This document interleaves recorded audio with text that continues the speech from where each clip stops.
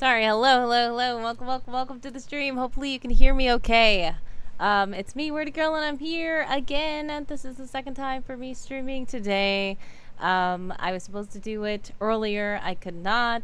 Things are just not going the way that I wanted them to, but it's okay. I'm here now. I see Uncle Tobin is here. Happy affiliate anniversary, says Uncle Tobin. Thank you so much. Yes, you did get in early today. Yes, you did. I'm so happy to see that you are here.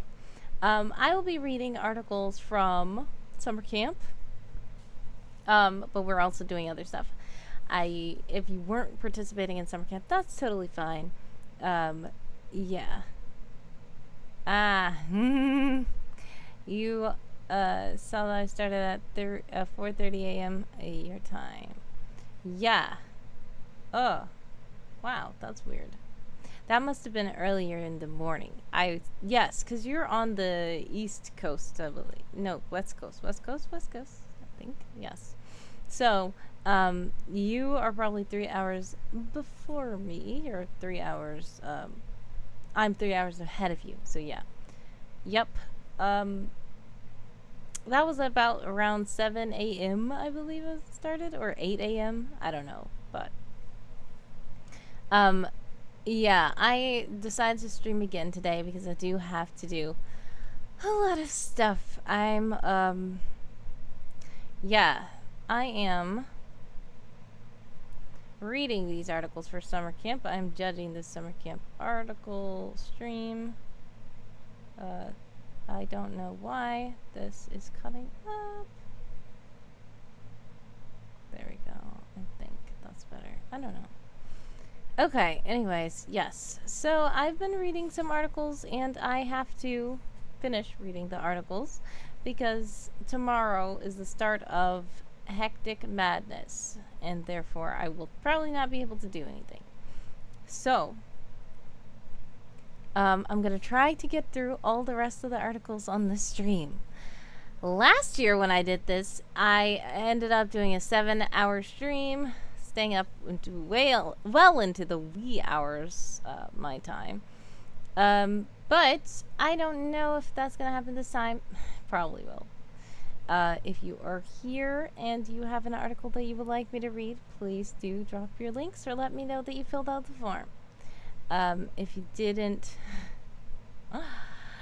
yeah, Hectic Madness, you could say that. So, I'm going to be working a whole lot. Like, I already work a whole lot, but I'm going to be working more than usual. Like, double shifts every day, for the next 2 weeks. And it's not even the same job. It's 2 different jobs. Both full shifts, one after the other. So I'm gonna see what happens, but I don't think that I will be able to stream in that time. Therefore, I'm trying to get all the streaming out. I'm trying to get all these articles already done and judged so that I can choose a winner, because the deadline is this week, and I don't think that I'm going to be able to do anything after today. So, yeah, that's that. I've already seen quite a few cool articles. So, I could choose a winner from those. I did say that people who signed up in the forum... Oh, no. Pause, there's an ad, says Uncle Tobin. I will pause.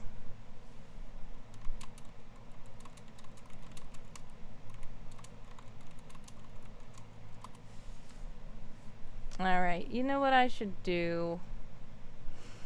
I need to get with this robot boy here.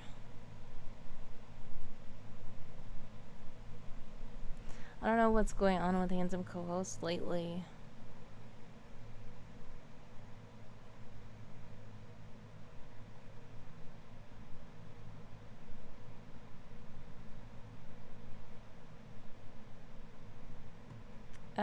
As while we're paused, I'm just gonna see what's going on with him. And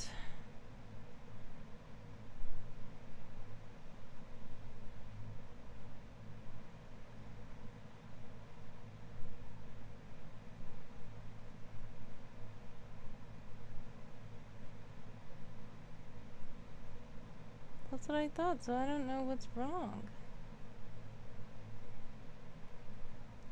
Where is he?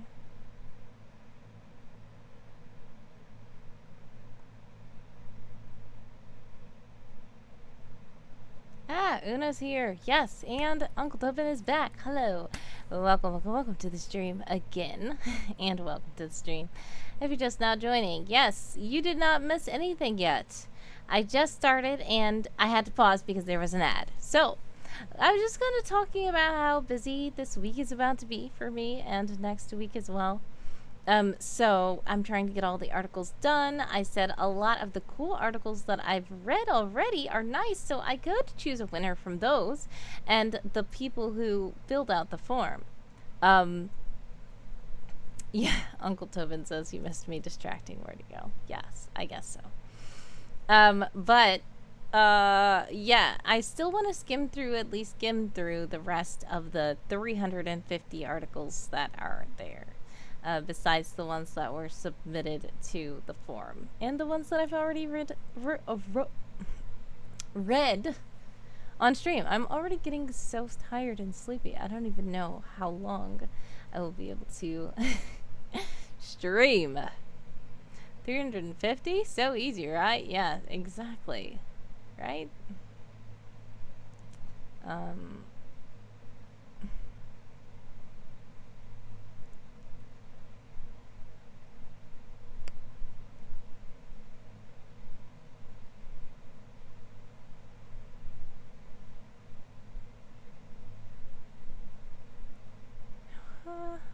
I don't get it.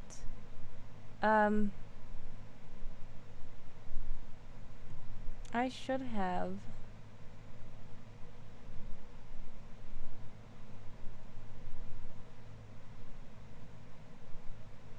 Okay. That should be good, I guess. It's weird. Okay.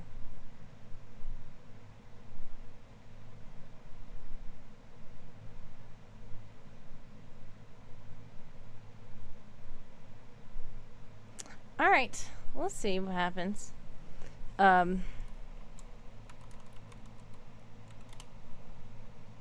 Yay. Okay. You're here. Great. Handsome Co-host is here. By the way, that link is the link to my Discord. So, if you'd like to join, feel free. If not, no problem. I just wanted to make sure that Handsome is here because it seems like he keeps disappearing on me. I don't know if he's getting bored of reading all these articles. I don't know. He shouldn't be getting bored because the articles are fun. He just might be glitching out. I have no idea. But anyways, speaking of articles, we're going to start reading articles. If you are here and you have an article that you would like me to read, please share it. If you don't, it's okay. You can still sit by and allow me to read other articles to you. So there are some people who are here that says that they probably won't be able to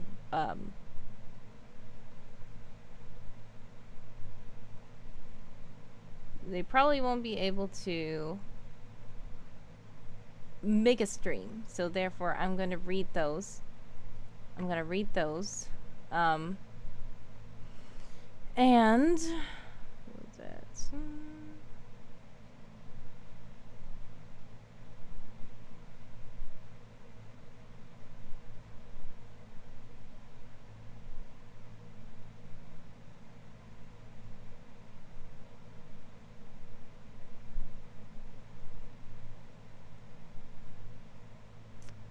Okay. That's 2, I think. What's happening here? Okay.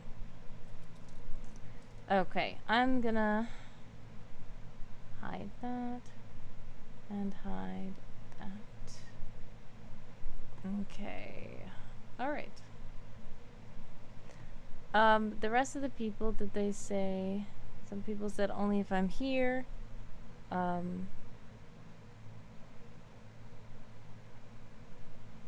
Let's see who said only if I'm here.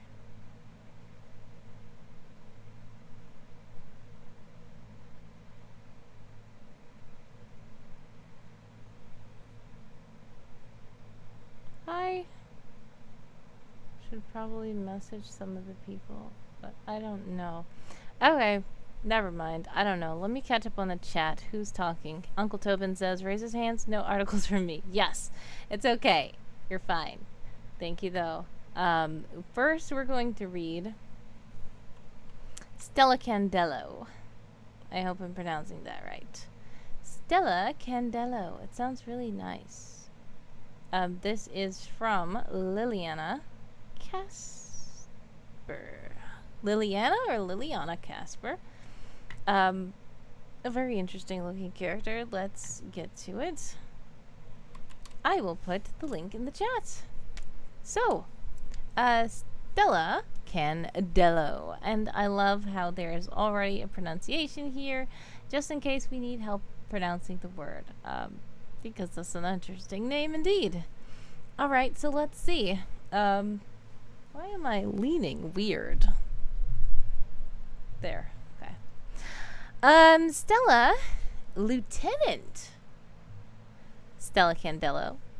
Currently the first lieutenant of Ruby Squadron, a starfighter squadron in the CKGS, or CKGs. Let's see what it is. There isn't a tooltip, but there's a link so we can see what it is.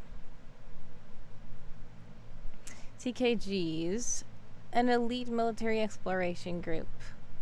Captain Kids of Geranium. Okay, got it. She is one of the youngest ever to make lieutenant, much less first lieutenant. Pinnacle? Stella Candello. Jace's first lieutenant rubbed the sleep from her eyes and blinked into the hallway. Why are you up so... she yawned. Early. Okay, so that is Pinnacle's Squadron. I have no idea, but thanks for the quote. Let's see. Mental characteristics.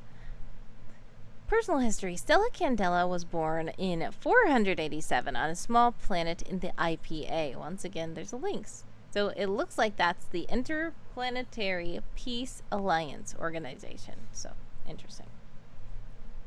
Her family moved to Geranium before she was 1 year old. Stella spent the majority of her childhood at home with her parents and siblings. She had a few friends who lived on her street and maybe more once she began school. Stella loved learning about the world around her and especially about other worlds. She wanted to explore one day and see the rest of the galaxy. As soon as she was old enough, Stella asked her parents to enroll her in the CKG programs. Her parents were hesitant to let her join the primarily military group, but shortly after the Visorians attacked a nearby town, they agreed, and she started basic training classes at the CKG base. Stella's favorite subjects were geography, history, and physics, all of which she excelled at. In no time at all, she finished the basic courses and applied for the Starfighter course. She was accepted instantly and began the pilot classes as soon as she moved in. Wow, this is nice. Stella graduated from classes by the time she was 13 and was assigned to Ruby Squadron, led by Jace Adams, one of her mentors through the pilot courses.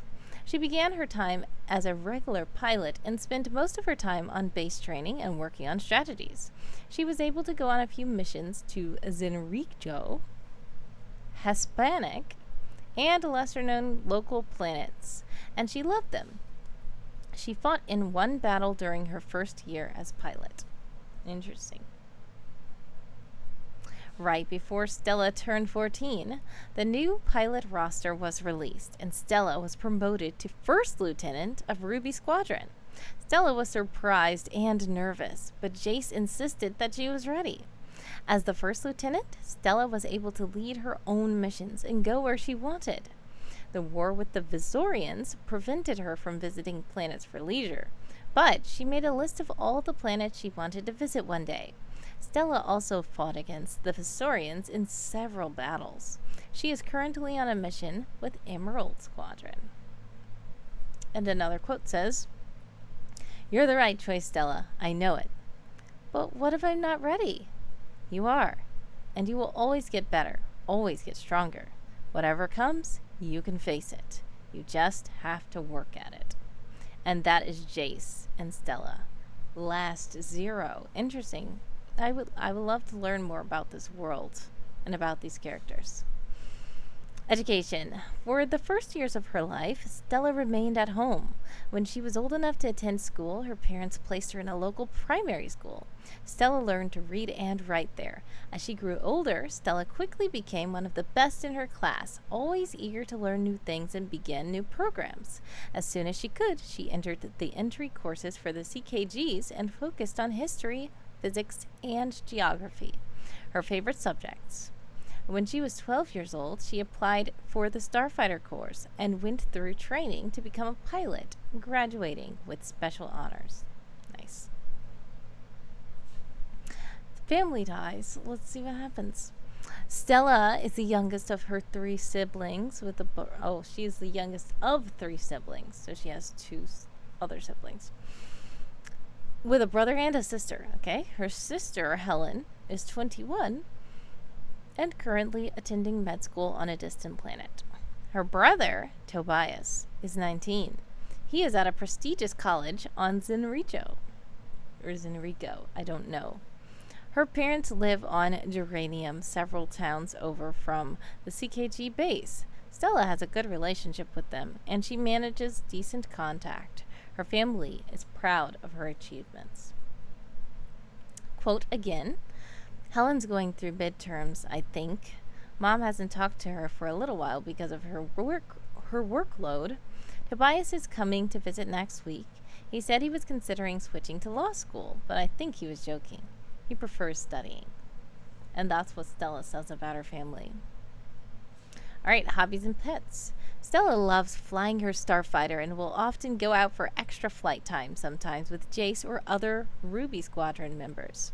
In her free time, Stella loves to spend time with friends, read books, mostly cheap fiction novels, catch up on her favorite shows, and play video games. She rarely plays games without other people, but often watches her shows alone. She listens to music whenever she reads, and also likes to write up battle plans. Stella has no pets. Her quarters at the CKG base are too small. Her parents own a dog that Stella enjoys playing with when she visits, but her plans for the future do not involve animal companions, especially considering she wishes to explore the galaxy. It would be nice to have an animal companion to explore with, but I understand in this galaxy she might want to explore solo, or at least not with an animal companion, or it might get lost. We have a cute picture of her here from, I'm thinking, Art Reader. In the name of the 9, says Stella Candello. Current status, alive on a mission. Well, it says she's alive, alright. She's 14. Blue eyes, golden blonde hair, fair skin, 4'11". Commander of Ruby Squadron. Okay, now this has a warning that it refers to future events, so let's see what happens. At the age of 14, Stella and her squadron were sent on a mission shortly before an event. During the mission, they were ambushed by a small fleet of Historian ships and lost several pilots. Stella took charge when Jace Adams, Stella's friend and leader of the Ruby Squadron, stopped responding and ordered the squadrons back to Geranium, leaving Jace behind. Oh, man.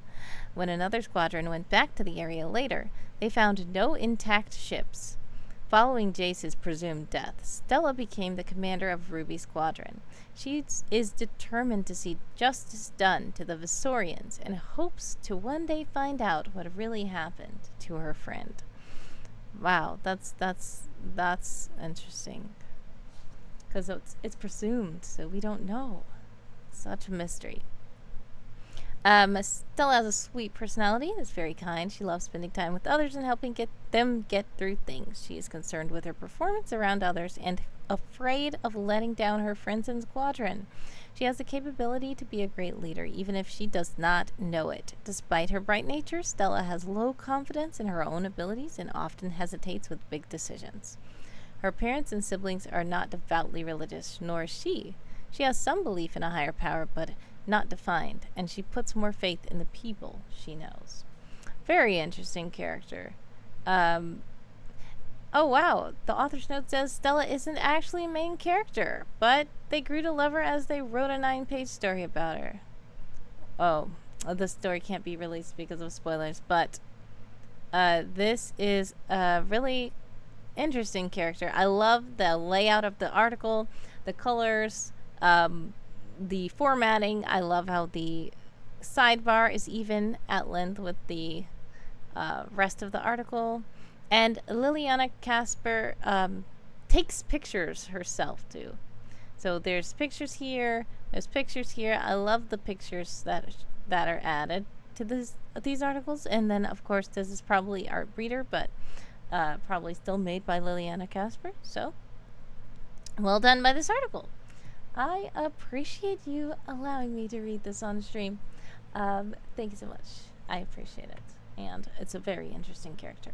Once again, I put the link in the chat, so if you guys would like to check that out, feel free to do so. Coming up next, we have... Okay, I'm gonna have to try to figure out how to pronounce this. Hold on. I'm gonna try to find the key to this article. Did they give any pronunciation tips? No? Okay, it's okay. We'll get along with it, okay? This one is called Kailuva Sikuvael. Hopefully I am pronouncing that right. I have no idea if I am or not. But it looks like Kailuva Sikuvael. If it's wrong, sorry, hon. Please let me know in the comments or in a DM. I would love, one of the things that I was talking about, Liliana's article, I love how they have a pronunciation key. It's just helpful, especially just at the beginning of the article by the name. That would be nice to have here. But I already see this is shaping up to be a very interesting article. It is quite lengthy, as I see. But it looks like it has awesome formatting. So we might skim through it. But we're going to just read about this person, which I still don't think I'm saying it right. But Kailuva? Kailuva? We'll see. Wanderer of the mountain's eyes. Okay. With Kailuva by my side, I am delighted to live in interesting times. And that is what Turavi says. And I don't think I'm pronouncing their name right either. Alright, Kailuva is a snow elven diplomat and explorer of the Nisrae, formerly holding the role of Mountain's Eyes. Though originally based in Mount Ferranthal, Kailuva moved to the Tower of Sethilis to live with his wife Turavi Amliris shortly after their wedding. Okay. Though not an adventurer by any standards, Kailuva has developed a reputation for ending up in the most bizarre of places. Unlike many snow elves, he has traveled across many continents whilst carrying out his duties as the Mountain's Eyes, and has found himself stuck in many new and often bizarre situations along the way. He is a ranger by class, and so possesses some divine abilities to help him escape these tight spots. His wife, who often intervenes to help, refers to his luck as a brilliant but highly cursed. Kailuva and Tiravi have 3 children. The arcane scholar Vairani, the hunter in training Hurasi, and their surprise bonus child Lulom. I'm probably butchering every single one of these names. I'm so sorry. I would love to be able to pronounce these names. That's why I think the pronunciations are great to have, even if they're just in a tooltip, because I just feel bad when I'm pronouncing it wrong out loud. So helping the reader to be able to pronounce their name is helpful in my opinion. But when you're reading it on the paper, you don't necessarily imagine saying it out loud. So a lot of people don't mind the pronunciation not being there, but I personally just do prefer it. But yeah, that's just me. Tall, not particularly muscular elf who nonetheless possesses a fantastic dexterity, which he relies on greatly every time he manages to walk into just about every trap in a dungeon. He barely shows his age like many elves, except in his loud complaints about not being able to get around so easily anymore, and how he'll often be found riding his wife's wolves around instead of making the walk himself. He wears a number of scars as proof of his travels, most significant among them being the white scar over one eye that marks his status as one watched over by the desert's draconic population. Not that he's wholly certain what that means or entails. He's also begun decorating his arms with similar tattoos to his wife, infused with magic, just the same as hers. These decorations paint the story of his life onto his arms, celebrating his adventures and misadventures, his love, and the 3 children of whom he is ardently proud. Very interesting. And I like the portraits of him. This one was obviously made in Hero Forge.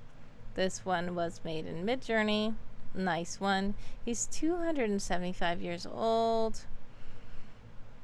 Very interesting. Messy pale blue hair, pale white skin, 6'6", very tall. Let's see. You know this is going to be a good 2 centuries, almost 3, of information. That's a lot. Sure you don't want to come help me figure out if this explodes instead? What? Okay. So, Kailuva was born in the isolated Nasiri settlement. I am not pronouncing that right, I'm sure. Oh, wow. So, let's read this part. He was basically born after a lengthy labor in an inauspicious time. The moon was blotted out by a lunar eclipse, and later in life, when his luck began to manifest, this was generally considered to be a result of the eclipse. So, I guess that is what they believe. He wasn't permitted to leave the confines of the mountain home until he was a teenager. He spent most of his childhood assisting in construction efforts and farming, developed a love for finding out new strange facts about the areas in which he worked. As he aged, he began to talk more and learn about all of what he'd learned. Oh, he began to talk more and more about all of what he learned.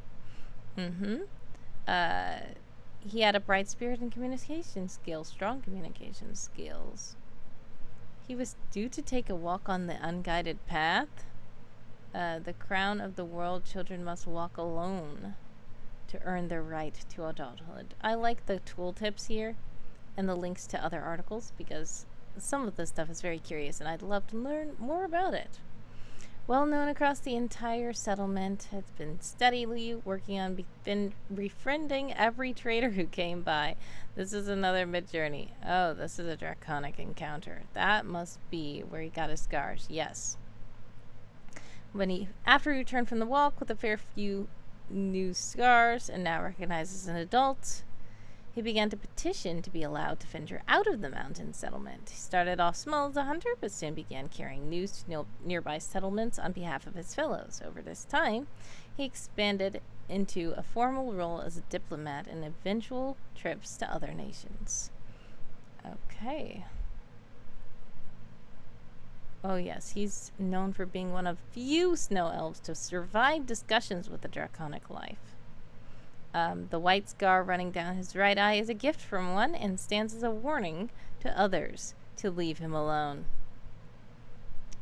He met his wife in the middle of one of his journeys. Things had naturally gone horribly wrong when an unexpected ley storm spun up. He set up a small shelter beneath a jagged outcropping. Oh wow. That was a dragon. He didn't know. But the dragon flung him off as it took flight. But the wife was investigating disturbances and heard his yell. They talked a lot on the way back, riding wolves, by the way, on their trip back to civilization. Enough time to start flirting with each other. Eventually, he proposed that they make their arrangement permanent. Okay.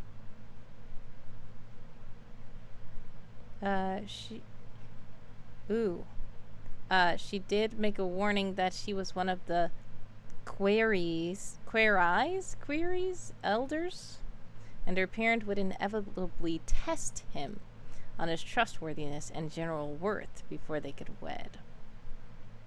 She wasn't lying.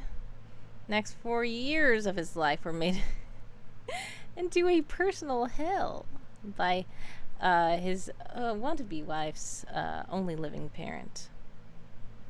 Oh man. They have a lot of what? His mom didn't like it?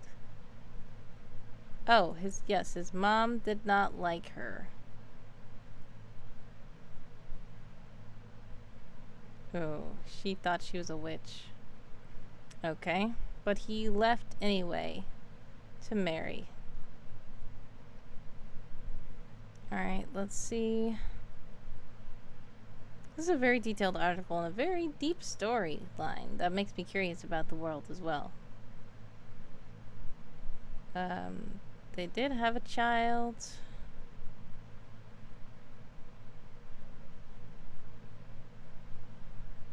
As each year passed with new discoveries, he began to find ways to wrestle his horrendous luck into new ways to end up in interesting, fruitful expeditions that usually didn't involve him getting trapped somewhere weird. Though he doesn't like to admit how many times that his wife and her parent had to pull him out of the worst situations. Alright.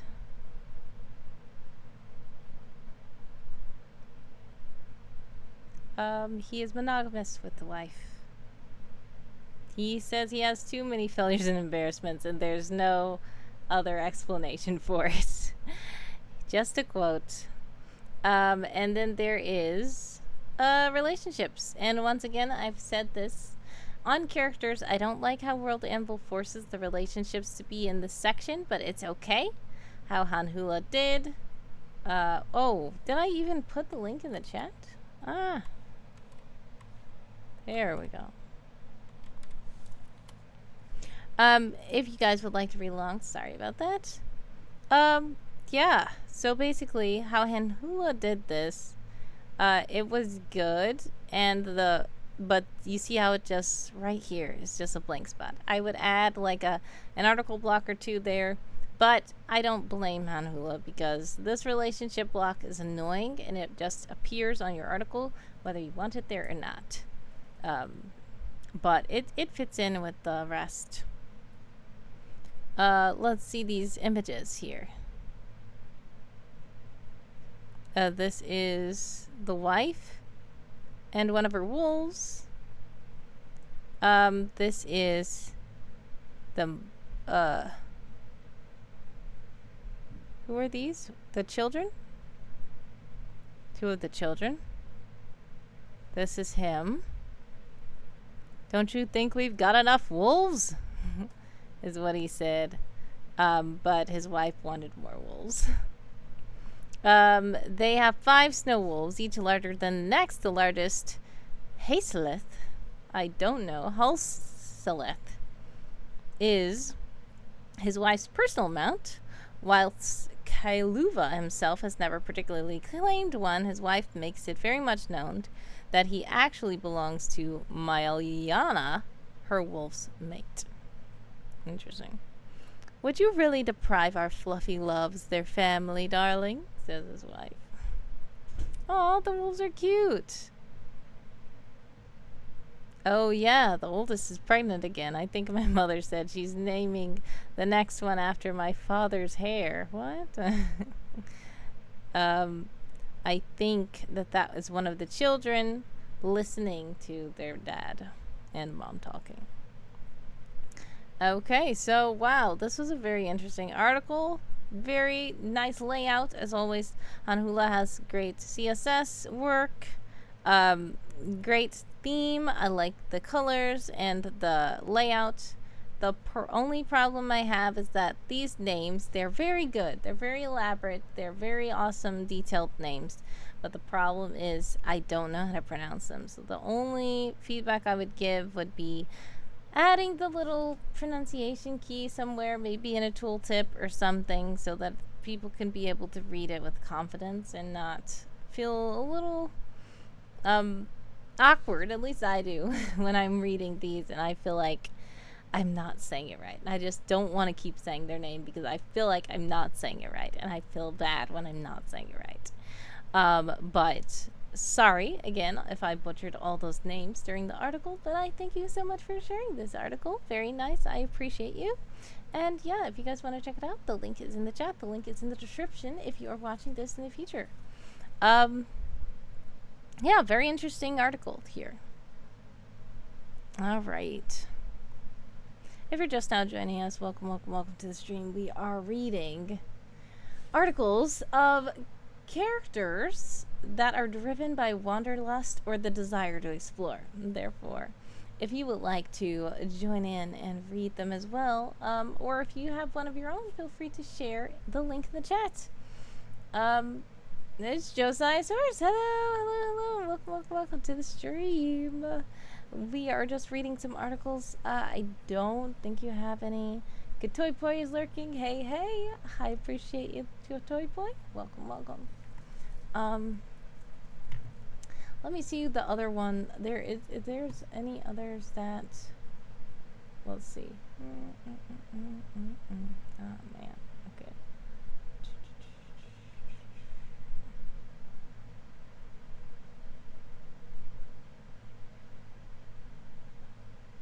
All right. This one person also says. Oh, wait. I did this already.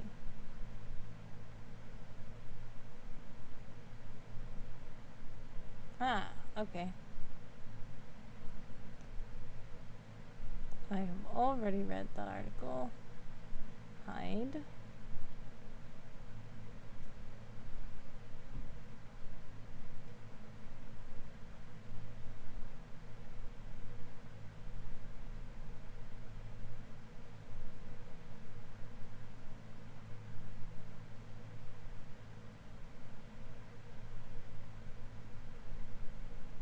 Alright, let's see. This person here, I can read this one. Alright,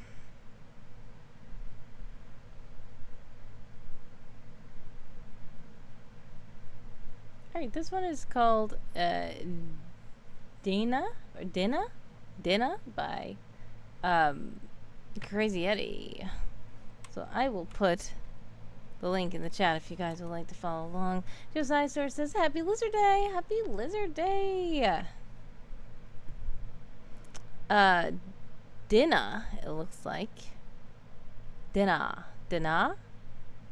was and still is the daughter of two scribes in a small village near the Daveldir Mountains. She's the third child and the only daughter. She was teached in a bit of writing, but a lot more in cooking and sewing, cleaning the house, and tending after the chickens, which the small family had.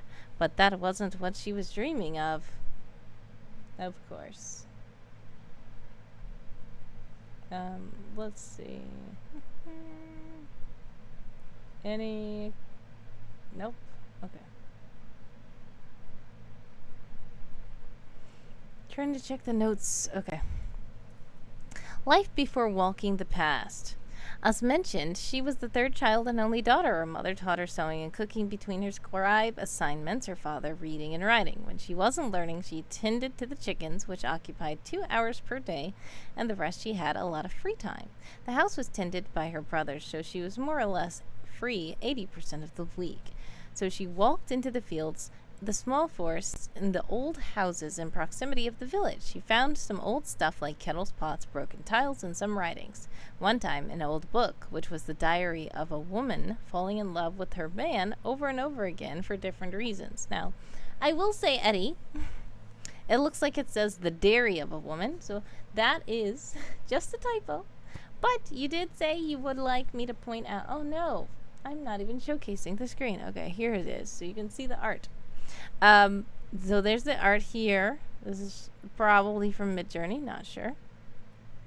But this says the diary of a woman, so if you'd like to change this after the award ceremony, I believe it's supposed to mean diary, so I'm just letting you know about the typo there.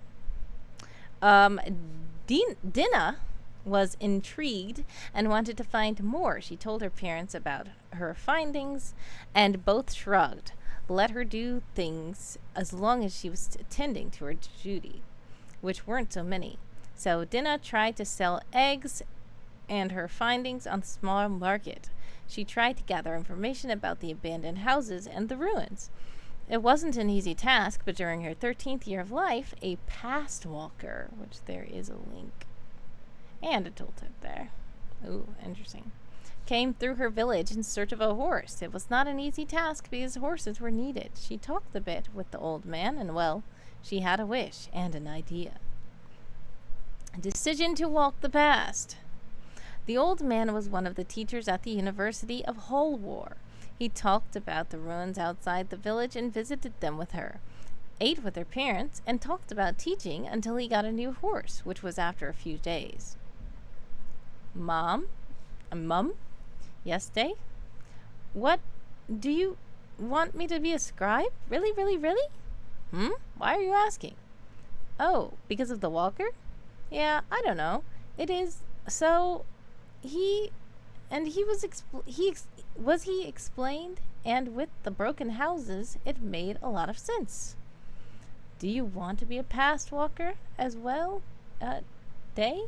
I would say Day, but it says Daena, so I don't know. Her mom sat in front of her with brown eyes, curious. I don't know, I guess. Yes, I guess. Daena nodded anxiously. Her mother grinned a bit. Tehran, love, she said out loud in direction of the offices. Yes, came the also loud answer. Day wants to become a past walker. Good for her, so let her be. Her mother looked at her with amusement. She nodded as well, and Daena squealed. And this is a conversation between her and her parents. Education and shenanigans. I like that. At her 17th birthday, Daena got a nice gift of money from her parents, worth the fee at the local Institute of Learning. After 5 years, she learned all she could in the very basics of the profession of a past walker. She applied for the University of Holwar for enhanced studies. But she didn't travel directly to the university. She wandered through the Emerald Plains, talked with a Vale, met a druid, and ate some chocolates, met some desert walkers, and finally reached the university accompanied by a friendly female dragonborn. Both were attending the test and were accepted. They were friends over the years, even slept next to each other in their own rooms. They stayed friends during most of the beginner's studies. Then her friend took the path of a relic master, while Daena, well, she missed a lot of classes because she was venturing around the university, getting trapped in caves, nearly drowned in close ruins at the river, poisoned herself with plants. The list is long, why she ended up in the medical department. Not to mention her really dangerous and forbidden ventures down the old halls of the university. Nearly killed her, but she found old runes not mentioned in the original runes, darker ones and ones filled with light. She was intrigued, but got into trouble as one of her teachers found her in the forbidden halls. Then, I guess, meeting Gavin. They met during one of the punish hours, which is basically a couple of after-teaching hours after works when you forgot your homework or did something nasty, which I think is detention. In this case, Daena was caught again in one of the forbidden hallways, and Gavin tried to take a look at one of the relics and kind of broke it. It was still intact, but it didn't seem to work. Not that anyone knew at this time if it was ever going to work again. They grinned at each other, 2 of 4 students in a large classroom with a grumpy elven teacher who annoyed or teached them for a long-forgotten dialect of an even older clan which was assimilated by one of the clans which were forming the Dragon Sun Empire. So at least 2,000 years old, next to unreadable. After the session, they gossiped about how an elf can be grumpy and met for tea and cookies the next day. They talked about the weather, studies, other students. Daena introduced him to her dragonborn friend, and after a while she hugged him. And a lot longer for a platonic friendship, and both didn't let go. Even after he nearly killed a guy who tried to... Oh no. Well, I see. He protected her. Good thing that a teacher was close at hand, because most of the teachers could have willed magic. The situation was de-escalated rather quickly. That's good. Walking the pass together. They got married 3 years later, right after their promotion ceremony into the rank of Passwalker. Gavin was maturing in the field of Longgarder. I don't know. But there is a link, so that's good. And their family, and even got 3 Passwalkers to help him. Daena was not so fond of the Longgarder and didn't feel good about the whole situation in the south. She wanted to dig through old ruins. Didn't matter which ones. The university contracted both and sent them on their quests. During the next years, both found a lot, with dirt at their hands and in the face. Found friends, sometimes partners, and more. Let's see. Time to time, she meets with Gavin to catch up, spend time with her beloved, talk about endeavors, partners, newfound knowledge, at least to them, and what is happening at the university. Gavin managed to smith 2 rings, which made her cry out of joy, and she swore by herself that she would be the best wife Gavin deserves and the best passwalker Korea, not sure, had seen. She knew she were good. Oh, wow. Interesting. And there is a relationship thing here, but it's very brief. We do have up here her portrait. A little status about her. Oh, wow. Interesting stuff. Loves to wear silk, but hates to sleep in it. Interesting. Very interesting little tidbits here in the sidebar about her. But yeah, what I would say is there were a couple of errors, a couple of like typos in there, but I could kind of understand what the article was saying, so that's okay. I would probably put like this quote and stuff like this in the sidebar so that the article won't be longer than the sidebar. This relationship thing can't be moved, which is annoying, but I would try to just make the sidebar at length with the article. But other than that, it's a very interesting article.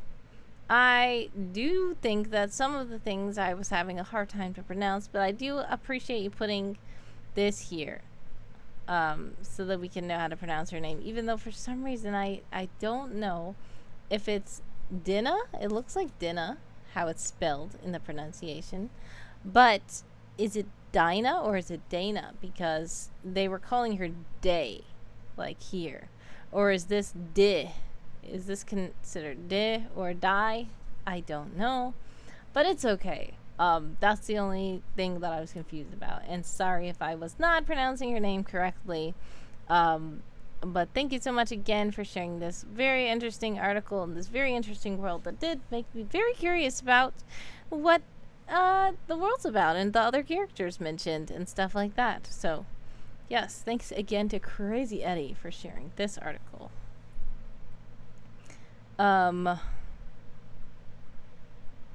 Okay. Is there another that I can do?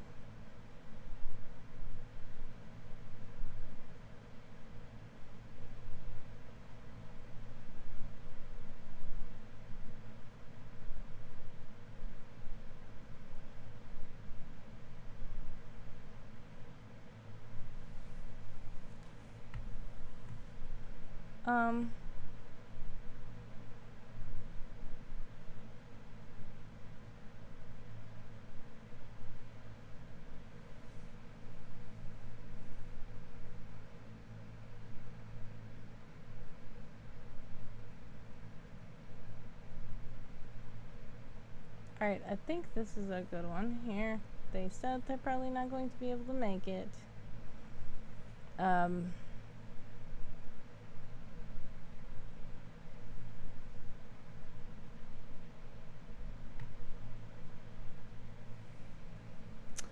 Dream Cartographers are here. Hello. Welcome to the stream. We're just reading some of these articles. We're going on to this one. Augusta le Mans, I believe. I don't know if I'm pronouncing that right either.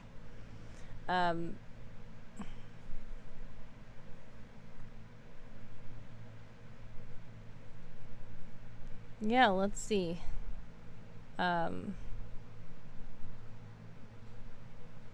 This is by Illumiinae, I believe. I do not know how to pronounce the person's name either, but that's it. Okay. Augusta le Mans, I would think. You may refer to me as Dean le Mans, Dr. le Mans, Professor le Mans, or Augusta. Just please do not call me Miss or Ma'am. And that is what Dr. le Mans, each syllabus day. That is what they say, each syllabus day. Augusta le Mans is said to have quite literally been born to an archaeologist, born earlier than expected on the Temple of the Sun, Northfield dig site in Hazar. Some of her earliest baby photos are on site with her mother, Dr. Inez le Mans, held to her chest in a wrap, while the older Dr. le Mans reclines in a cot and chips away at hardened dirt, clinging to a large pottery sherd. Some have theorized that it was the unique location and circumstances of her birth which led to the untutored ease with which Augusta has always handled magic. But Inez would insist that it is not the case. She often noted how interesting it is that the capability of young women is frequently attributed to luck rather than intelligence and hard work. Now one of the youngest people ever to be appointed as dean of one of Bruxellia's colleges, Augusta is able to spend less time teaching than she did as a professor and more time working with graduate students in the lab, examining and preserving artifacts found on the digs she organizes each summer. While most of the digs she supervises are in northern central Mahid, she is always more than happy to connect students with the other archaeologists and spiritualists in the field who work in areas more to their interest. She still often teaches 1 or 2 classes each year for undergraduate students, usually advanced courses in spiritualism, tooltip, which we are seeing what this means. Or a lab focused on the handling and preservation of various types of artifacts. I do appreciate tooltips. And it looks like this is a subfield of necromancy. Speaking with the dead. Okay, interesting. Oh, this is quite a short article, okay? Augusta is an alumna of Bruxellia, having completed her doctorate there in AE 701. Her dissertation was titled Shedding Skin. Excuse me, sorry, it feels like I'm about to sneeze, and every time I try to not sneeze, it feels like I'm going to sneeze again. Okay. An osteological and spiritualistic analysis of non-adult skeletal materials from the early and mid-Lizda era in... Oh, sorry, I'm so sorry. In the northern Mahidan highlands, studying the first appearance of the Razmini people in that region and how that biocultural shift affected the health outcomes of children. During the process of working her dissertation, she also helped research and developed Bruxellia's institutional review board's ethical standards for the use of spiritualism when communing with the spirits of children. Interesting. Alright, so it's a human. She's 45 years old here. Alright. Very short and to the point article. Very interesting image here. A very classy character there. Very stylish. Dr. Le Mans. Dean Le Mans. Professor Le Mans. So thank you so much again to illumiinae, I believe it is, for sharing this article, allowing me to read it on stream. I do like how you have the article at length with the sidebar. Awesome. This picture is so cute. The color scheme of the world is nice. The whole layout looks very nice. I appreciate this article. Really nice.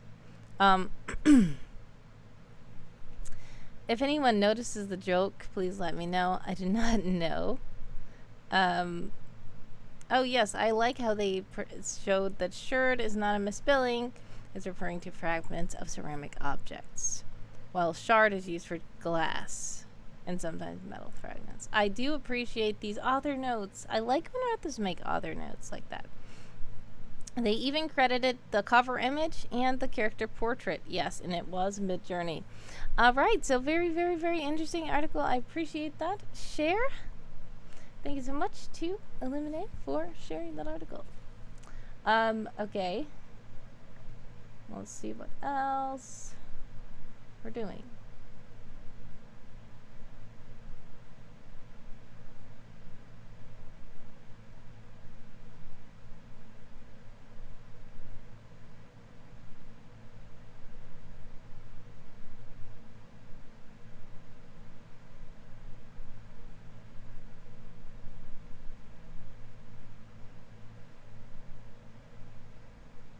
Interesting. Okay, we have this one.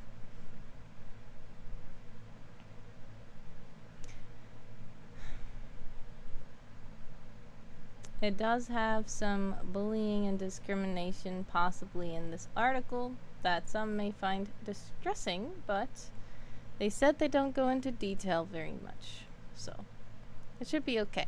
And I skimmed through the articles anyway, so this is Brielle Aramys. I don't know if I'm pronouncing that right either. There isn't a pronunciation key, but it's okay. This one is by RandoScorpio, so we are just gonna read this out. Very interesting. I like it already how it's formatted, and as we see that it has a sticky sidebar here. It's a very short to the point article, and it has interesting images. So we're just going to read a little bit. It says, Yilde roots. I don't know if I'm pronouncing that right either. Brielle hails from one of the most prominent horse clans. She would have been in line to take over as head of her clan if she hadn't come out all wrong, and her mother being disinherited as a result. Growing up as a hybrid between a horse and a bluebird had a good deal of challenges, but Brie was tougher for it. Very interesting. Whoa, that's an interesting mixed species. Okay. Wild and free. Brielle was always a bit of a wild child, choosing to run and explore instead of staying home. She viewed the forest as a cage from a very young age, and longed to stretch her wings in the world beyond the Dolan forest. Standing in her way were her parents and the daunting wastelands. Eventually, she could stand the abuse from her peers no more, and the need to roam and wander and travel overcame Brielle. She packed a bag full of essentials and set out to the edge of the forest, intending to do the perilous journey across the desolate sands alone. Brielle was surprised to find her father flying above her to guide her out of the desert and away from the forest. The odd horse out, traveling around Costerus's plains and through its forests as a horse with blue feathers in her mane, as a large horse has made Brie a source of rumor and gossip. Some say she's a sign of doom, and others see her presence in a wild horse herds as a beacon of hope. Either way, her striking features make sure she is seen and noticed, which means she needs to either continue plucking them out or style them in a less conspicuous way. Interesting. Let's see. She is 5'2" in a humanoid form, but she's 17 hands at the shoulder in horse form. Because if you don't know, you measure horses by hands, from their foot to their shoulder. So you don't measure their head part. You just measure the leg up to the shoulder. She's slender and soft in her horse form. She resembles the build of an Arabian horse. Okay? She has bright blue eyes, and when she first appears, she actively pulls her feathers out and discourages their growth. As she grows and gains confidence, she allows the feathers in her hair to grow, resulting in a bright blue on silver look that is both elegant and striking. It really is. You're more bird than horse, honestly. Why don't you stay home and learn how to sing, little bird? Save your family the disgrace of being seen in public. That is one of Brielle's cousins. Very mean and rude. I will fly across the farthest fields as fast as my hooves will carry me and find a place better than this gilded cage they call a forest, says Brielle. Very interesting. Oh, wow, look at the feathers in her hair. This is a very interesting character. Very striking images. Very short to the point. It gets the point across of this character and how she feels about her surroundings, and it's just so interesting that it makes me want to learn more about this world. So thank you so much again to RandoScorpio for sharing this article. I do not know why my camera is so low. Like, you're not showing me right. Every time I put up heart, you can't see it. Here I am. Hold on. I'm going to adjust that. Hopefully it works.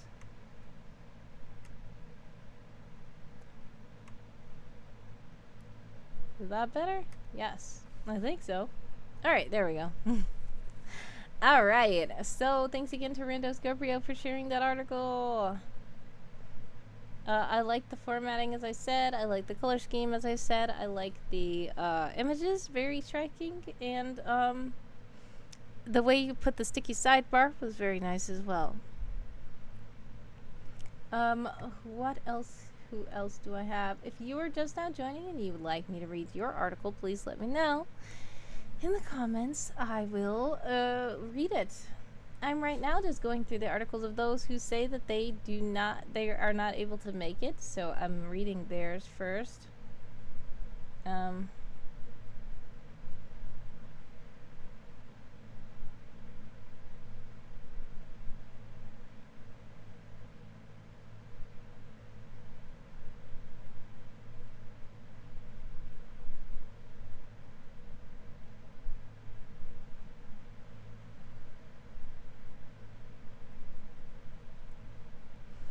Alright, I'll read this one.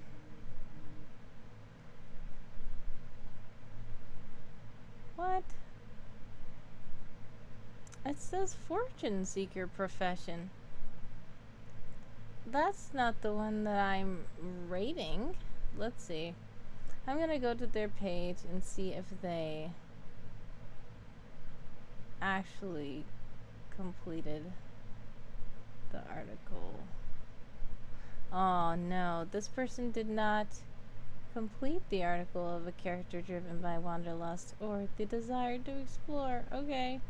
I will see, maybe I could read their article another time, okay?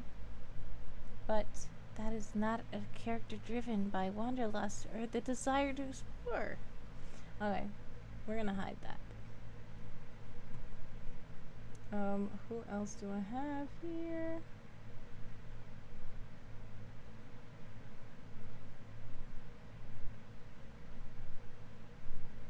Alright, it says don't read if I'm not here. I'm not gonna read that one then. Hide that.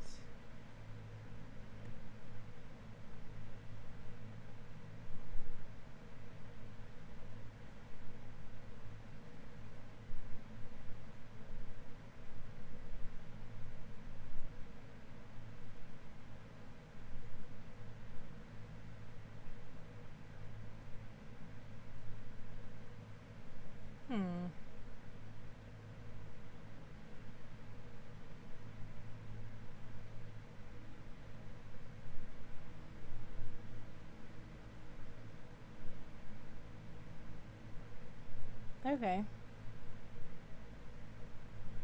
You're gonna hide that one. It's not it.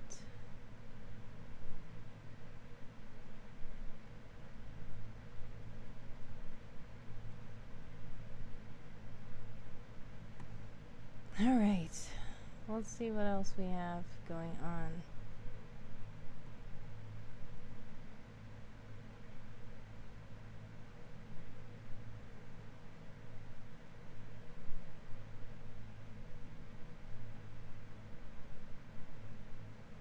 Alright, these people who say no preference, I can read their articles because they're probably not here.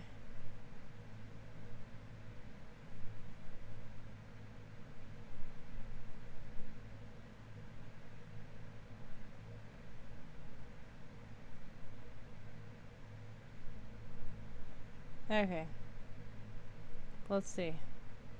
Sorry, you guys. Thank you for your patience. I'm just looking at this spreadsheet and trying to find the articles that are okay to read on a stream right now.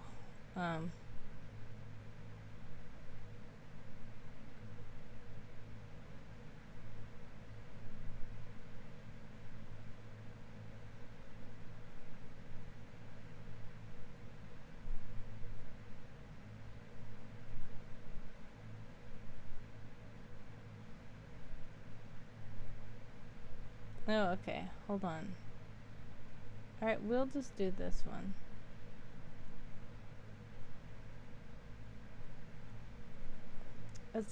This one is called The Eternal Tourist. Oh, this is Pinecone. Hold on.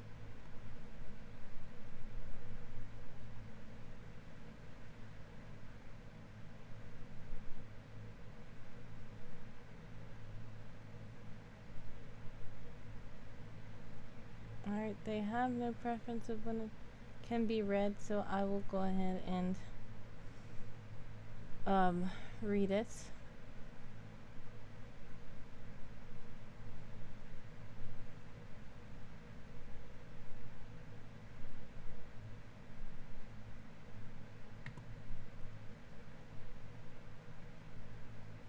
Okay, here we go. Thank you for your patience, everybody. This is called The Eternal Tourist. So we'll see what this is.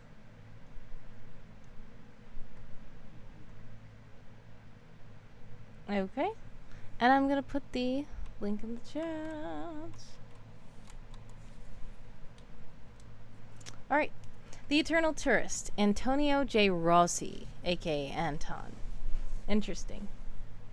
Yes, it is an interesting title. A very interesting title. In the year 1411, a recent guild school graduate named Anton decided he wanted to see the world before settling down into the mundanity of an office job. So he gathered his money, packed his things, and set off with his best friend, taking the high-speed rail, and there's a link to what that is, all the way out to historic First District, where, upon disembarking, he stumbled, falling 15 feet to the pavement below and died almost instantly. What? No!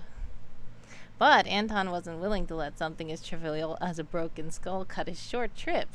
Maybe he got lost on his way to the void of the afterlife. Either way, he continues his roaming across the world, often stopping someone to ask directions, or ask if they've seen his friend, who died almost a century ago now, or falling in love with a random sales clerk. When new Zeratians find spirit orbs in their vacation photographs, they generally tend to assume it's the eternal tourist taking in the sights with them. Whoa, that just went, that took a weird twist. But okay, whoa, okay, now we know why he's called the eternal tourist. Interesting. Okay. He was 20 at the time of death. Okay. Interesting. Wow. Okay. Okay. All right. 0 pounds ghosts. That's interesting. Wow. He's a ghost. Okay. Anton's early life was fairly standard one. He was born to two middle-class parents from different guilds who wanted the best for their son. He was a decent student and an extrovert who made plenty of friends. He met Richard, one of the neighbor kids, after Richard helped him when he got lost on his first day of basic school. They became best friends and would remain so until Richard's death in the year 2 NCE. Since gardening was his favorite hobby, when it was time to submit guild applications, he chose to work in Green Soul's Agricultural Development Department and got accepted shortly before his fatal accident. The Transit Alliance's legal and financial liability for his death was one of the last straws for the original high-speed rail system, which shut down just over a year later. Very interesting. He never gave much thought into gender. He had many intense but short-lived crushes on women throughout his life and afterlife, although his relationships never progressed past the first or second date. He's a sweet guy. If he doesn't get the hint, his crush might need to threaten to call an exorcist. He'll cry. It'll be awkward. What? Oh man, that's wow. Okay. He graduated basic school, graduated guild school, completed apprenticeship. He's not employed, of course. He's driven to travel and meet new people. He gets lost extremely easily, frequently stopping someone to ask for directions. He's a perfectionist and takes his failures and bad luck extremely personally. This typically makes him freeze up when selecting a long-term goal or procrastinate when pursuing one. Or, most notably, he comes across as depressed when he asks for directions. Oh, man. He doesn't do well when he's alone, emotionally or otherwise. Richard is always described him as clingy. Morality and philosophy. He believes in exploring, seeing sights, meeting people, living the life to the fullest. Now that money is no object. He is not entirely sure how he's going to tell his boss what happened, but he's okay with putting that off for another century or 5 if he isn't already fired for ghosting her. Pun intended, but tank. Wow. Una's here, hello. And Una says, you're reading The Eternal Tourist now. Yes, you are back from the land of the networkless. Well, welcome back from the land of the networkless. And yes, I am reading The Eternal Tourist. It's a very interesting article. I do like the narrative voice in this one. As I like to say how this is a simple article. It's not really elaborate with CSS or anything, but it's funny to see. I mean, this is quite a kind of a little sad and tragic article, but it still adds that comic relief into it. The humor into it, little puns into it, the way it's told. It was very like a plot twist really quick in the beginning. Very interesting. Yes, this is an interesting character, and it does make me very curious about this character so much. So thanks again to Little Pinecone for sharing this article. It's very interesting. Pinecone is part of my Discord and part of my personal writing community, so you guys should check them out. And yeah, this is a good one. I'm still just like, whoa, about this article. I would say about the sidebar, of course, I would probably just like put a couple of article blocks here to make it even like that. But other than that, yeah, very, like Dream Cartographer said at the beginning, for one, that name right there, The Eternal Tourist, already very eye-catching.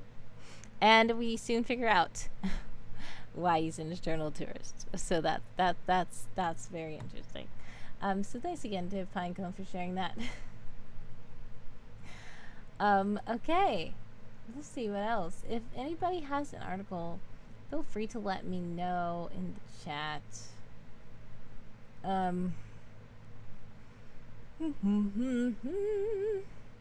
Let's see.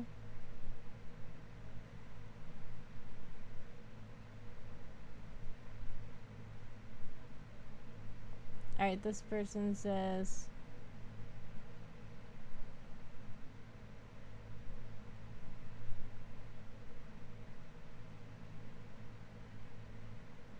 oh, Alright, interesting.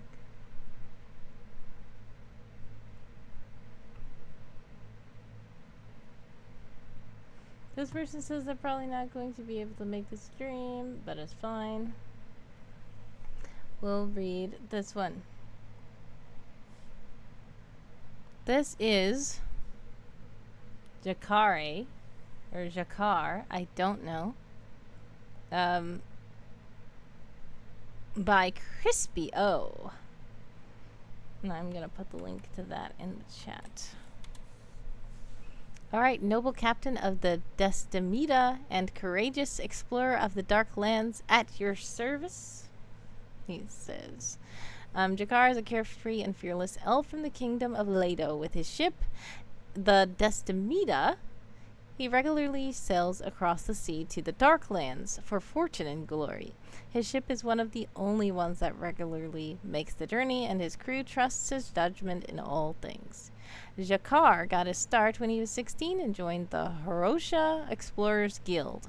After several years and a few expeditions where he scored a lucky amount of treasure, he was able to afford his own ship when he was around 20. It was a small ship, a cutter that he named the Fast Fortune. He spent several years running goods between the kingdoms of Castle and the elven kingdoms of Taros. During this time, he was also friends with a elf named Renel Vernador. Ren regularly hired JACARE to take her across eastern Vreath. JACARE knew of the old tales of the famous explorer Karos Cole and his expedition to the Dark Lands, reaching the kingdom of Shinopta. Crispio put in the pronunciations that this X is pronounced like sh, sh. So it's Shinopta.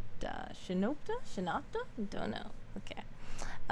Very few expeditions were attempted in the 400 years since then, and few were successful, and for very good reason.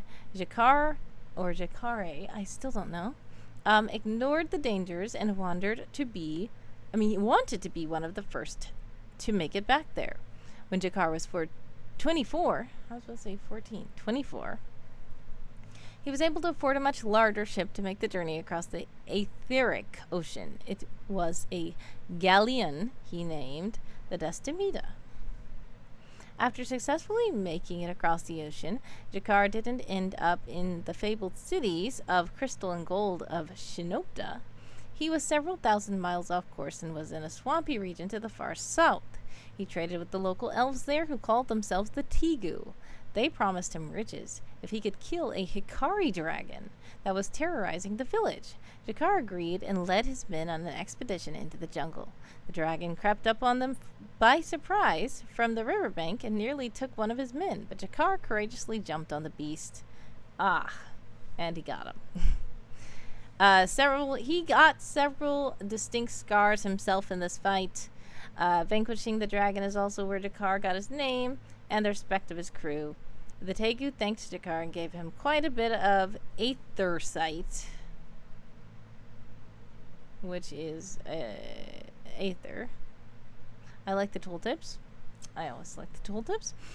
For his troubles, JACARE took this as well as the body of the slain dragon back with him to Kessel. He sold it to academics in Tezidim for large amounts of barrels.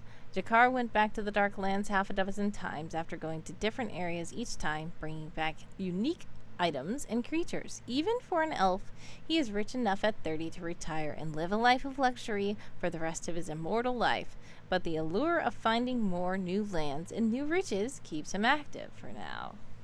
Alright. Very interesting character, very interesting portraits.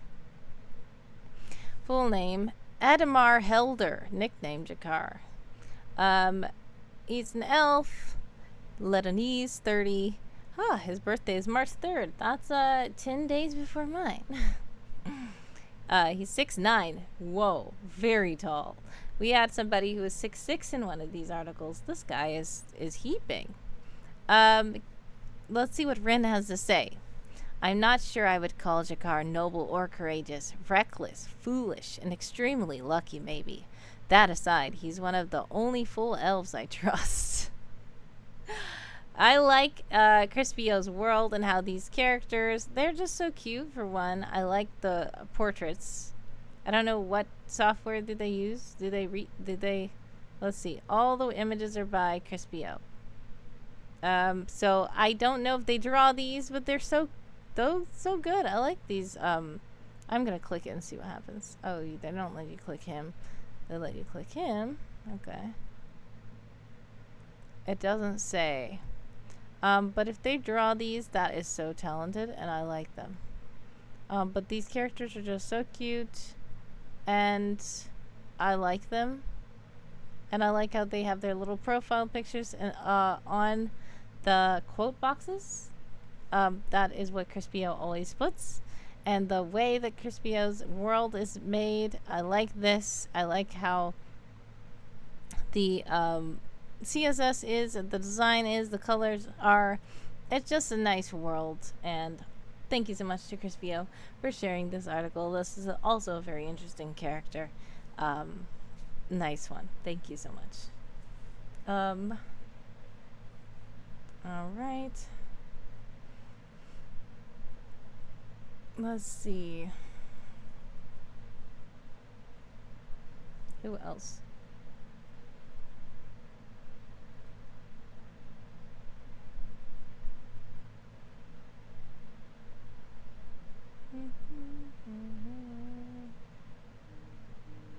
Okay.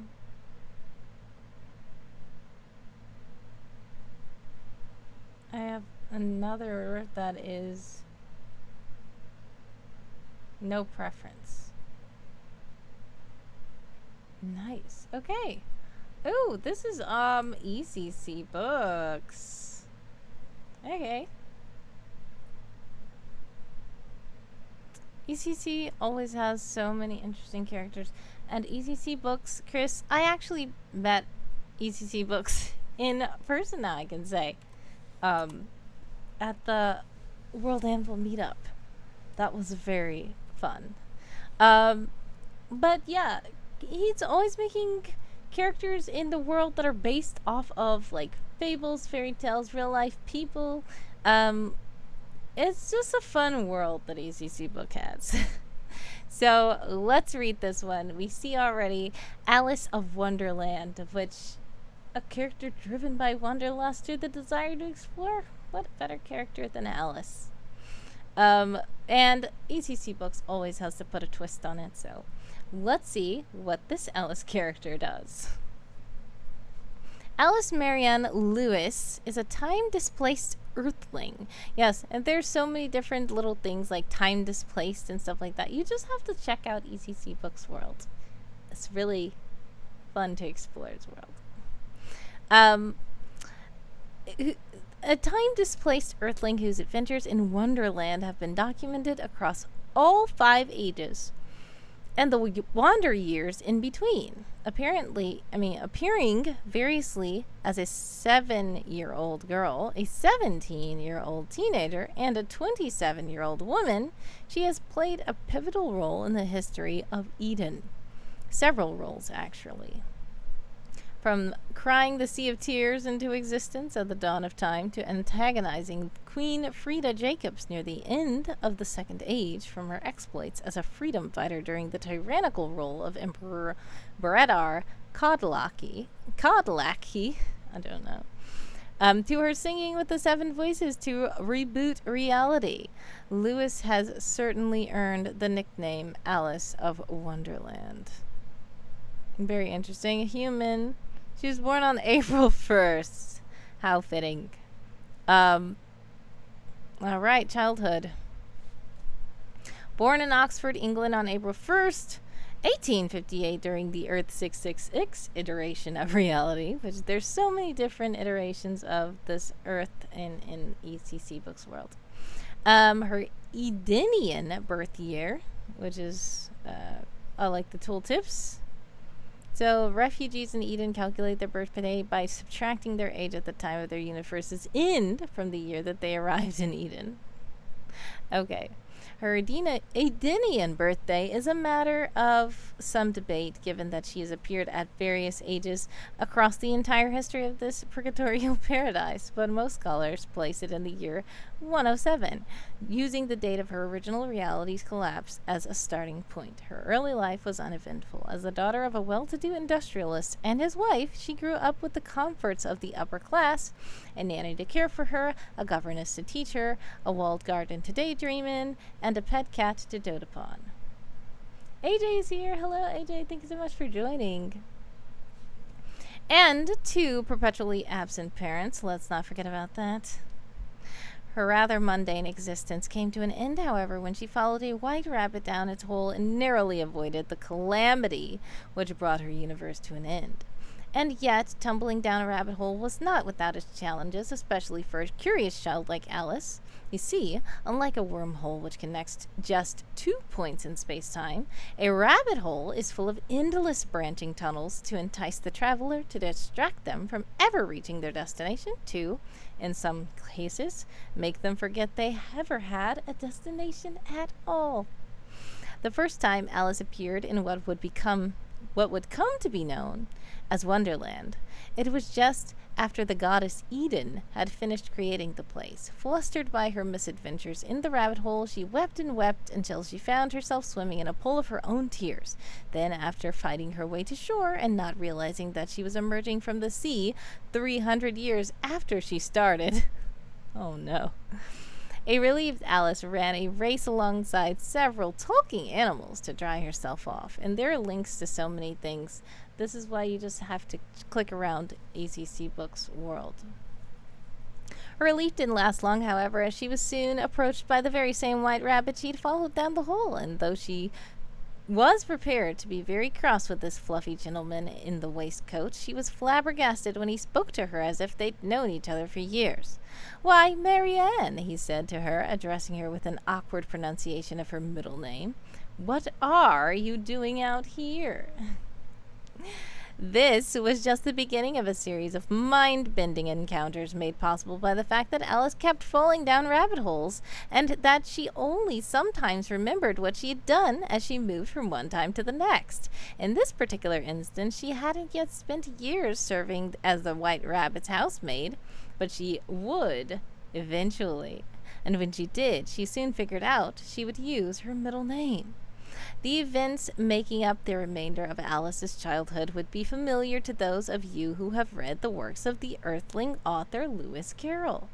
But, to sum up, she had a chat with a hookah-smoking caterpillar, a tea party with the hare and a deranged milliner, played a bit of croquet with the Queen of Hearts, and was called as a witness during a trial over the matter of some pilfered pastries.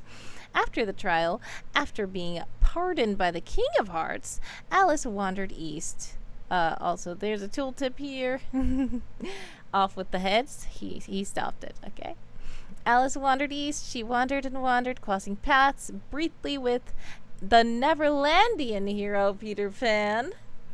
And then she wandered some more until she crossed out of Wonderland altogether and entered the Reek. And it was there that Alice Lewis encountered the most peculiar thing she had seen so far in this magical land. A replica of London, just as it had been in the world she'd known before the rabbit hole. She would spend the next 10 years of her life in that place, minus a brief trip into the future she took through a looking glass. Adolescence. Her early adolescence, as much like her early childhood, was uneventful. The only thing odd she observed in those days was the tendency for the children around her to never grow up. And for a good long while she brushed this off. She didn't let it bother her, but she fell in love with a classmate at 13, and that girl stayed the same age for 4 years in a row. That was too much. Alice fled Reekian London, hoping against hope to find a way home.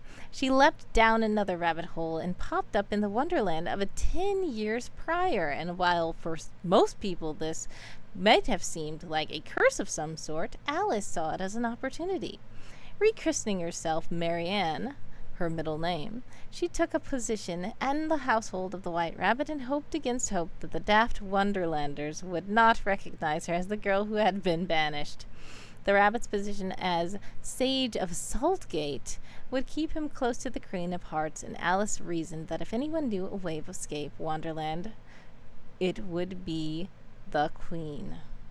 And so it was that Alice passed into adulthood, only occasionally tumbling down rabbit holes in her quest to find a way home.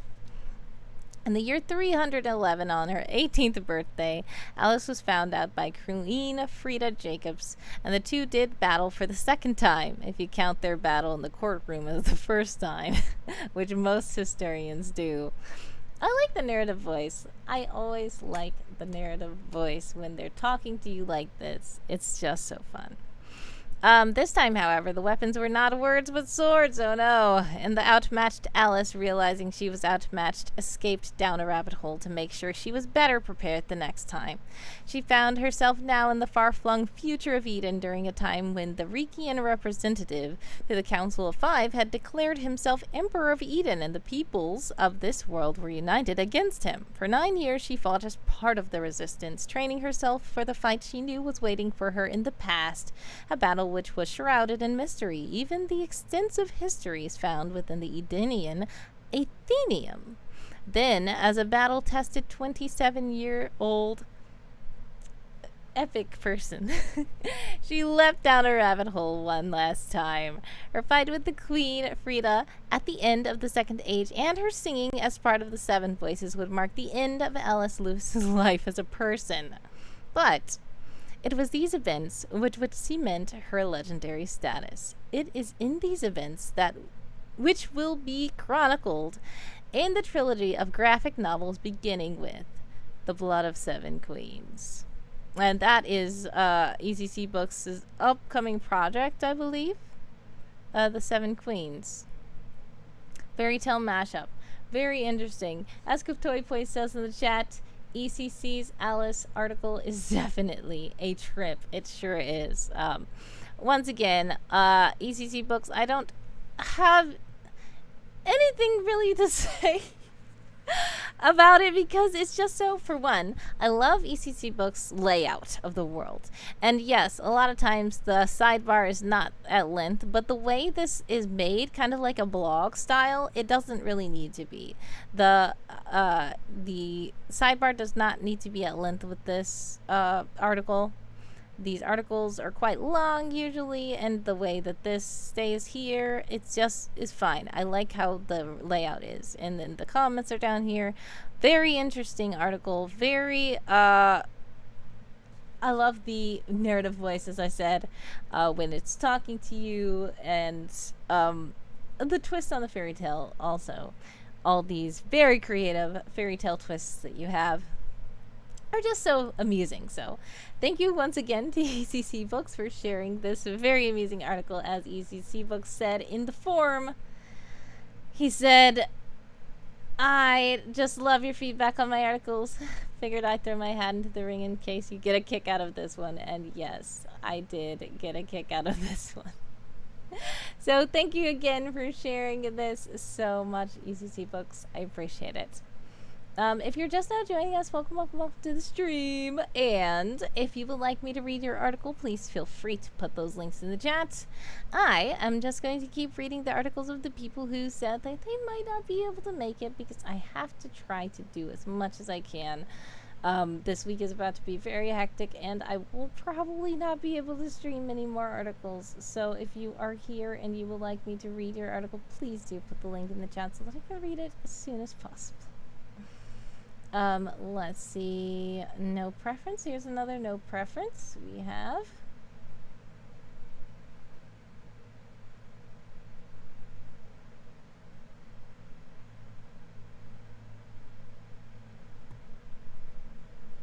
VanLief Aericksen. I don't know if I'm pronouncing that right, but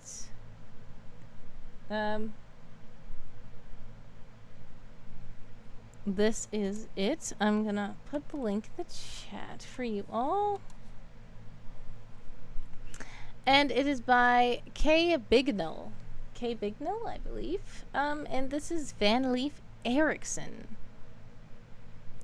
VanLief Aericksen is a researcher for the Malamar Malminar, sorry, Council of Wizards. He obtained his current rank as independent researcher on his 22nd turn, the youngest wizard ever to be granted the title. His rise through the ranks was watched carefully by many after his unauthorized research into portal magic in his second turn after graduation from the primary school of the craft. Interesting. VanLief discovered a way to open a portal twice, as far away as previously possible, with half the magical energy invested. This new method of portal creation allowed even mid-level wizards to open portals 50 miles from the origin and maintain them safely for use for hours on end. This revolutionized travel across the kingdom of Malminar and catapulted VanLief to a certain level of celebrity among the wizards, now young and old. He was recognized by the crown and given the Wizard's Order of Innovation Award, known to most as the... oh no. Wow. The interesting award. Interesting language here. And sent directly to prison for 1 month in his flagrant violation of the rules of research. So obviously the Wizard's Order of Innovation Award is not a real award. It's just like, you're doing this and you're not supposed to be doing this, so off to jail you go. And that's why they're considering it the oh crap award. Okay. Of all the irresponsible things, only Aericksen would stumble upon a simple change to an age-old spell. It's a miracle it didn't kill him or others. It's a miracle I didn't kill him for trying such a stupid, brilliant thing. And this is Ulfant Peabody, Director, Primary School of the Craft. Okay. Upon his release, he was instated as a public researcher and joined a research team headed by Wombat Quickhit, one of the most senior wizards of the realm. His first task was to catalog and document all of the magical creatures in the salt marshes that bordered the north of Malminar, as tasks some including VanLief regarded as busy work. The research was what kindled his lifelong fascination with the fauna of Qillqana. Not sure if I'm pronouncing these right. I've never met an animal that thought ill of me, many that wanted to eat me, some that just wanted to kill me, but those were due to instincts of protection or hunger, and never just because they didn't like me. With one exception being the Ilbanto, those would as soon eat you as look at you. In fact, the later will likely lead to the former. Okay. And that is what VanLief is saying about the animals. His research in the stinky, dangerous marshes led to his discovery of a species of fish that thrived in highly saline water of the constantly changing marsh. This fish species had a magical organ that allowed it to not only live the deadly salt concentration in the waters of the marsh, but also allowed it to survive out of the water for a significant amount of time, allowing the fish to move from dried up salt flat to wet pools, sometimes miles away. VanLief found a medical use for this tiny organ by making a poultice of it along with malpet weed that drew out infections and helped close significant wounds, a minor improvement on the previous poultices in the speed of recovery for patients as well as the degree of recovery for significant wounds like the removal of an arm. VanLief also pioneered the method used today to raise these fish in captivity so they would not need to be harvested from the dangerous swamplands. VanLief has since traveled around Qillqana. I still don't know if that's right. Sorry if it's not. And into the oceans around the world, researching and documenting animals of all sorts, being accepted into several of the notoriously unfriendly Marian tribes that populate the waters of southern islands, and being one of only a very few non-tribesmen of the Qillqana tribe to be taken on a hunt into the desert of Konobi. Sorry, I don't know if I'm pronouncing these things right. I apologize if I'm not. This guy is right here. Portrait there. Interesting. All right, let's see. All these orders here. Interesting. All right, he is 47 turns. I noticed that it's not years, it's turns. Yes. So his hair says dark brown and graying, but this, oh yeah, it is. He does have some hair, but he's balding. And he's 6'4". Interesting character. Interesting article. What I would say is the main thing that I have a problem with here is just that the fact that the way that these words, it's probably just the theme that you chose, and that's okay. But the theme that you chose is that the words are gray and the background is gray, and that can make it hard for us to read.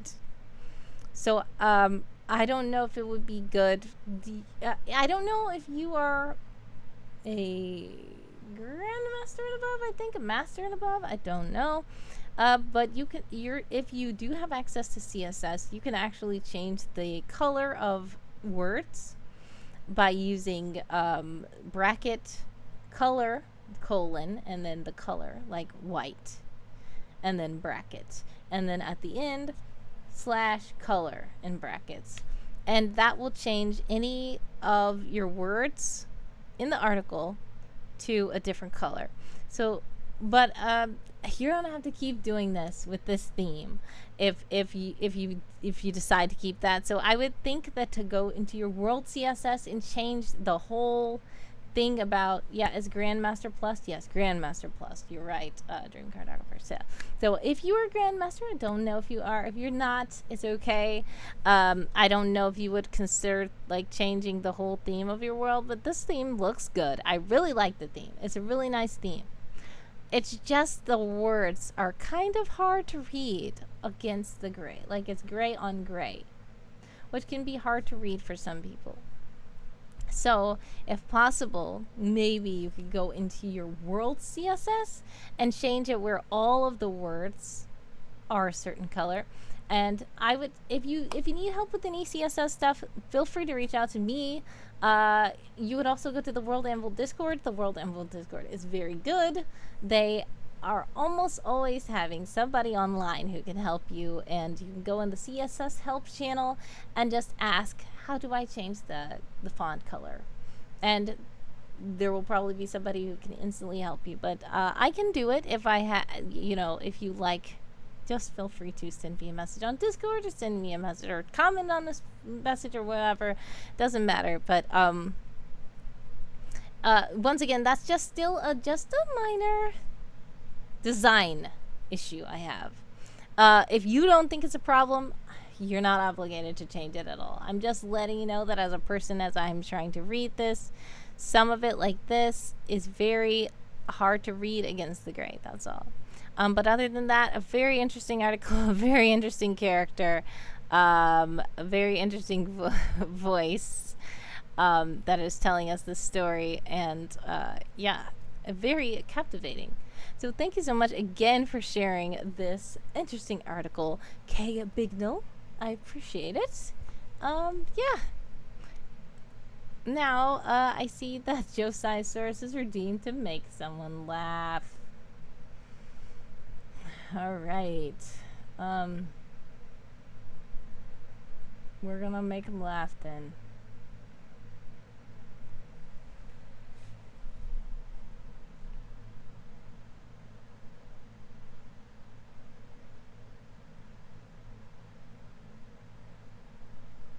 I forgot. Which one did you say was your favorite laugh? I don't remember.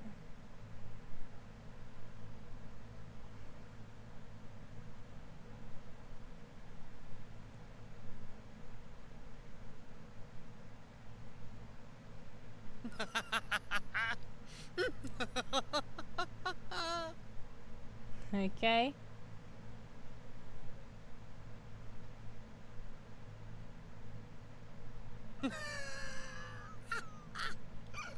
Oh, that's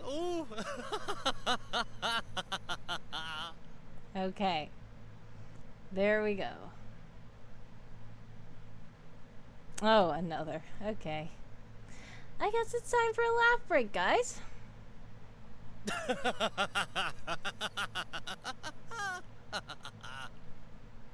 Alright. Yes, says Josiah Stars. AJ has redeemed for someone to say something. Well, let's see what he says here.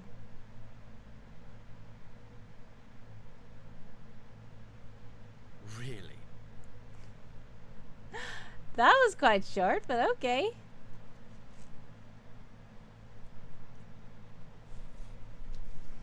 Dream Cartographer goes LOL, which is part of the laugh break, I assume.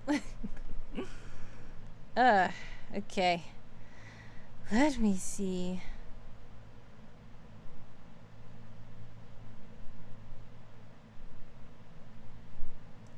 Okay.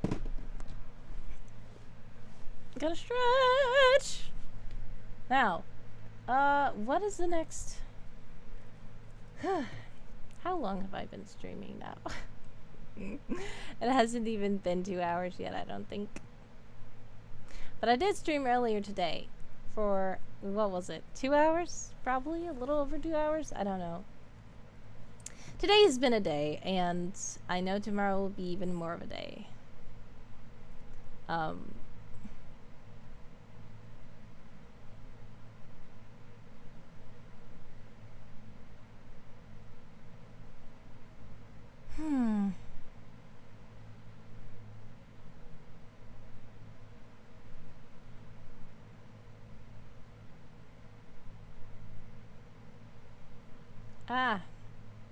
I didn't even check this one off. I already read it.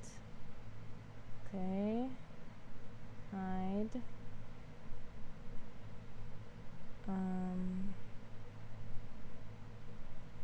This one does not have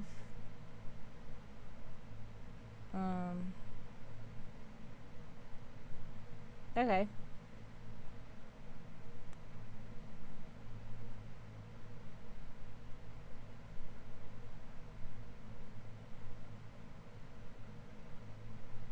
Alright, we'll do this one. They do not have a preference of when I stream it. So I assume they're probably not going to be able to make it to any stream. Alright, Josiah Searchers Redeem celebrate! So we're gonna celebrate first.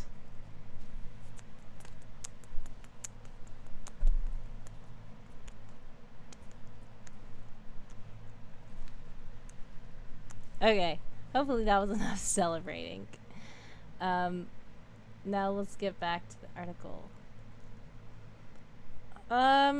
This is by hughpierre. And it is Qillqana Isku. Qillqana Isku. I like the pronunciation there. Hopefully I did it right. But first of all, I'm gonna say good job on adding the pronunciation there, because I would not have known how to pronounce this without seeing that at all. Probably gonna be worse than me trying to pronounce that. So, Qillqana Isku, which is aka the Savage. Wow, okay. Though she never married, Qillqana possessed a slender, womanly body considered ideal in birthing her eventual sons. Oh, interesting. Sideburns sometimes covered her ears, non-prominent nose, babyish cheeks, and pink lips. Laundering.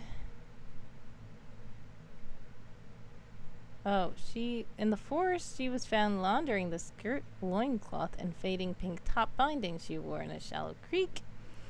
When she entered the Sun Court, she was gifted accessories of turquoise earrings and bracelets. Interesting. A very seductive character that turned a lot of heads when she entered the room. She didn't mind it either.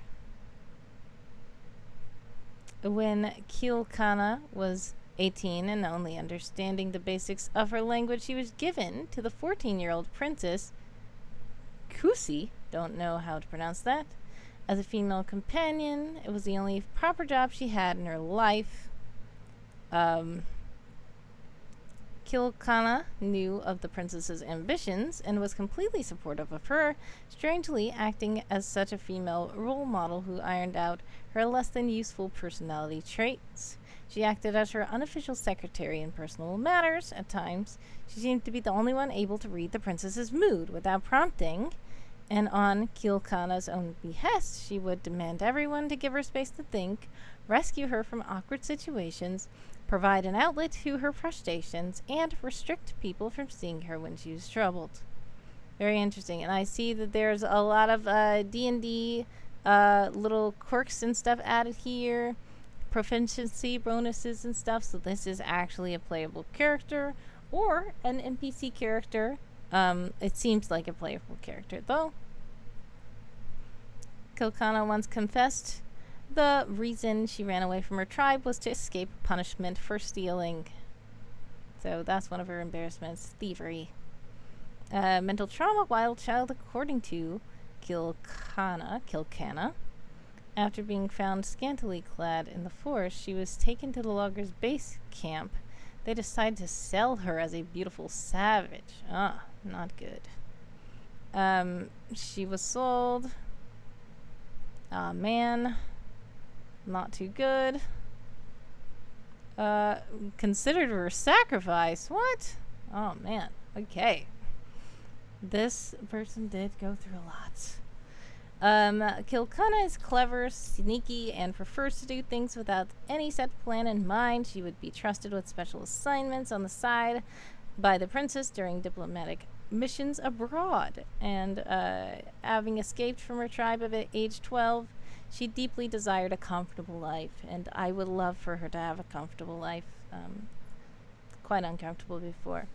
Even when on the run, she took pains to keep herself clean while along the forest to avoid potential diseases. She chewed on sticks to clean her teeth, removing ticks, burying her waist, and rubbing tree oil to repel insects. Very, it's something to think about, because a lot of times on like fantasy things, you'd say you just go into the forest and then they're just, every day they still look like they just did their hair and makeup because they really just did their hair and makeup, but they're not actually roughing it out in the forest as you would if you were actually there. So I do like how hughpierre took into consideration the things that she would have to do in the forest to make sure that she stayed presentable.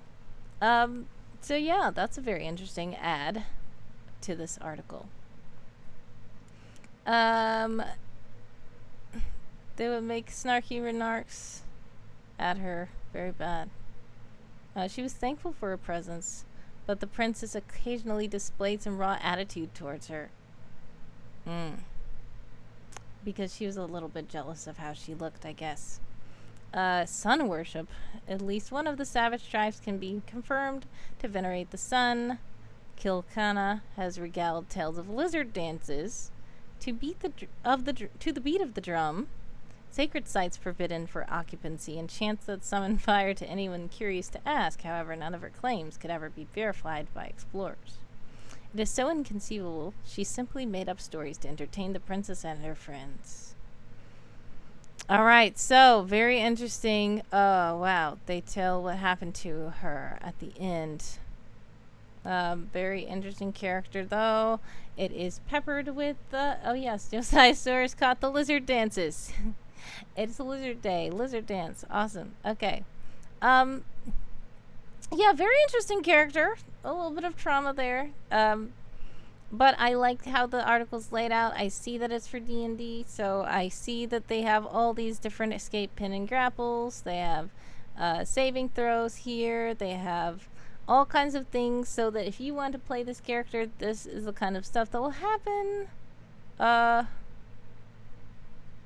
Also, yeah, so very interesting. It makes me curious about the world. Once again, thanks to hughpierre for sharing this. I would just only say that the sidebar, I would like to expand the sidebar down or make the sidebar sticky sidebar so we don't have to worry about that. But by this being a D&D chart, it really doesn't matter. The sidebar is okay. If this part is blank, that's fine. Yeah. So, yeah, very interesting article, very interesting character. And thanks again to hughpierre for sharing. I appreciate it. And thanks for letting me read this on stream. Okay, here's the next. There is a next. This one doesn't have a preference either.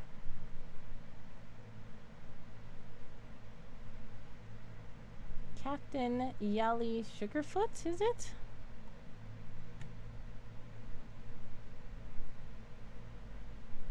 And this is by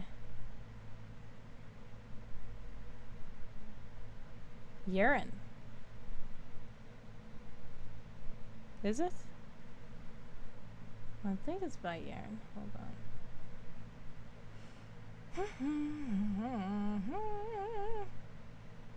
Yep, it is. Okay.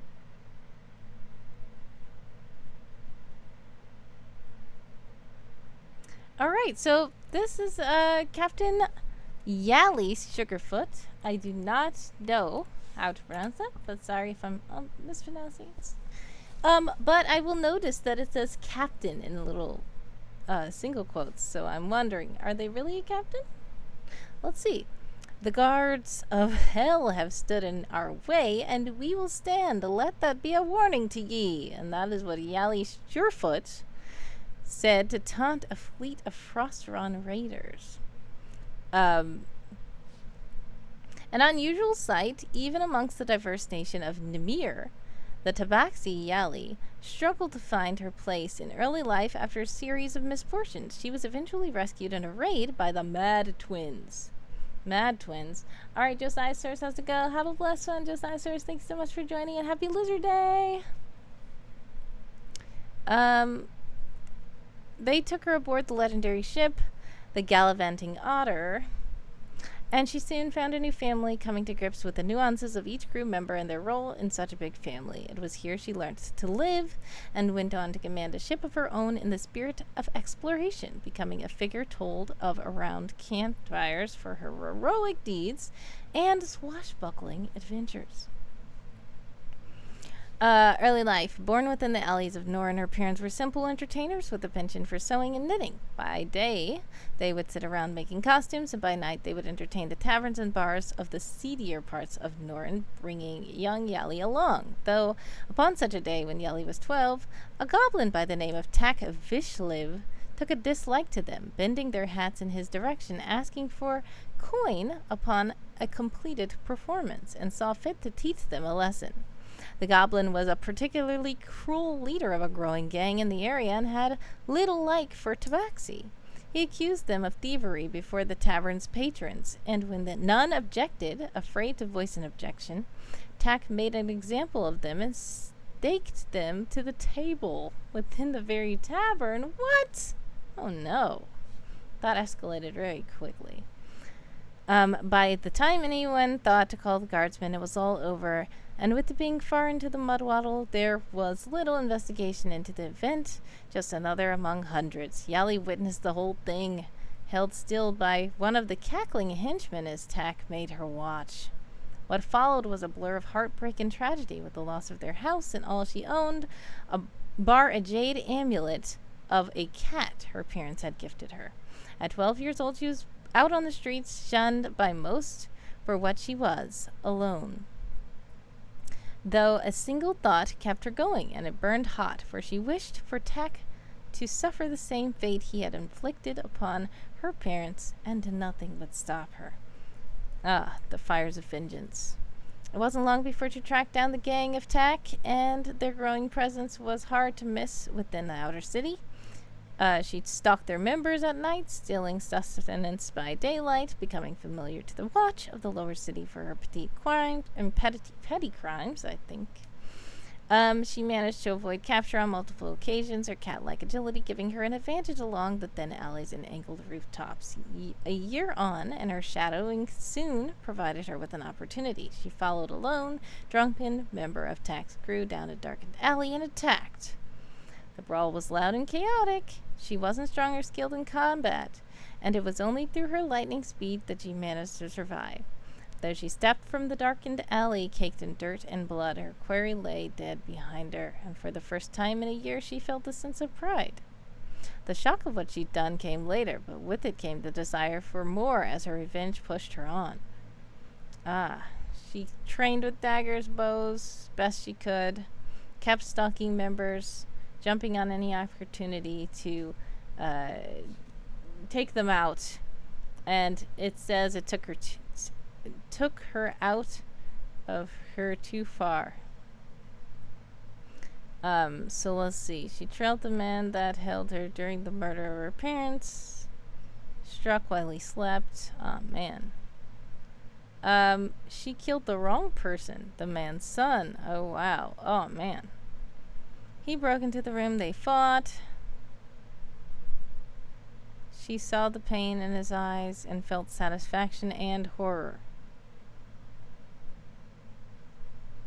Then she took him out, though, also, but she realized that she became what she hated. Her hands trembled and her knives fell from her dumb fingers. She didn't notice the man's wife. So they took her away. She was in prison now. She realized that all she did... See, this is why revenge is not always the best thing to do. Because while you're trying to get revenge, you realize that you are becoming the monsters that you're trying to get back. Yeah, so it was bad what they did to her parents. But if she's doing the same thing to their family, she realizes that, you know, all this is a vicious cycle, and that's not helping anything. So now she's in prison. She was largely ignored and fed on occasion. Oh, wow. She managed to acquire food through some contacts she made working on the streets, but she spent most of the time in thought. So she was annoyed. She was seethed that she had been apprehended before she could claim alternate vengeance, because she didn't actually get Tack. She only got the henchman that was holding her. But she also was seethed at... she was afraid of what she had become. So the first time she saw air again, it was raining and the guards hustled her down towards the docks in the early morning mist. They told her nothing as they loaded her onto a longboat with a dozen others and set out against the tide. Her destination was the brig of a ship bound for Rheingate, a prison island south of Redden. She knew of it, as all did, a place to be forgotten where none ever returned. And she knew no one would come for her. As she knew no one would come for her. She was alone again.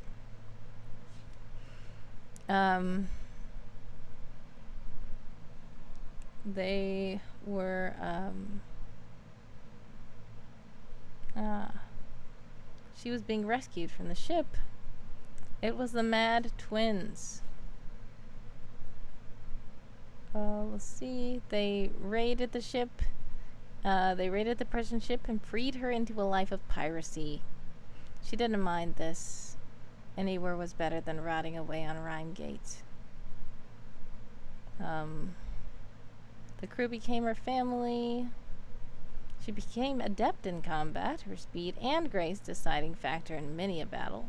Her adventurous spirit shone through as the otter sailed across the seas of Vinya, battling strange creatures, seeking different cultures, and searching for treasure. Let's see. They slayed an evil sea dragon. They got money from the expedition. And she acquired her own ship from the greatest shipbuilders on Vinya. And she had her own crew to fill. Her old captains gifted her with the second name, Surefoot, for in all their exploits she'd never fallen from the mast or overboard, and their adventures had taken them to all manner of places. With the blessing of the Mad Twins and all that had come before, Captain Yali set out to explore new lands and oceans, to delve and experience all she could. Though it has only been 10 years since she took her own ship, the Silver Breeze, her legend has grown to incredible proportions, and the silvery hull of her ship is recognizable across Finja. She has climbed peaks atop the world in Frostrun, plundered tombs upon the Dead Isles, walked the bridges of the Giant Lands, and tamed the beasts of Kalandor. There's not a place she has not been, and if there is, she's set to find it. Many say she will never be happy until she's found the place of her birth, a place lost with her parents and the amulet she holds, the only lead. Whatever the true reason, Yali Surefoot still has many years yet to scour the seas and lands of Finja, to discover all she can, to push the boundaries of mortal discovery. Every now and then, her voyages tease the rim of the maelstrom, and some say one day she will take the plunge no one has ever returned from. One such route led her back to the fate of the gallivanting otter and her old crew members, resulting in the founding of the Alsend Landing. Interesting article. I see Una is lurking. Thank you so much for lurking, Una. If you come back, great to have you. If not, have a blessed one, and thank you so much for joining the stream. But thank you to Yerran for sharing this article. Very interesting. It does tell about the Mad Twins in this little sidebar. Callista and Trench. The Black Powder tribe, but they took the burning mark to show their allegiance to the family. Interesting. Callista eager to explore and gather treasure, while Trench, her twin brother, cared only for tinkering and technology. The pair made a perfect team and co-captained together though each in their own way. Creative weaponry, combat, and genius of the pair have since made a name for themselves as their exploits have taken them across Finja. They became honorary members of the Storm Riders Guild, and even their last voyage became a legend in itself as the founding of Alsend Landing. Very interesting character, very interesting story. It was quite tragic, but also the voice that is telling the story was a very interesting one. I will only say about like the sidebar, as I like to say. The sidebar being at length with the article would be great, but the article is kind of long. I don't know if you're a grandmaster or above, but making a sticky sidebar could be good. If not, that's okay. The sidebar is not all that important. That's just a personal pet peeve of mine, but other than that, very interesting article. It was not very elaborate or anything in design, but it told the story, and it was very captivating. So thank you so much again to Yerran for sharing this article.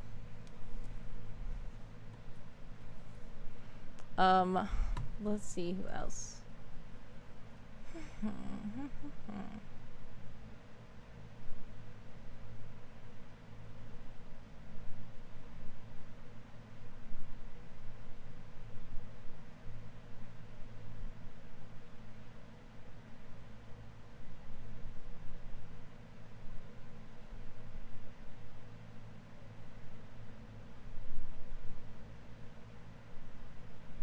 Alright, these others that are in the spreadsheet,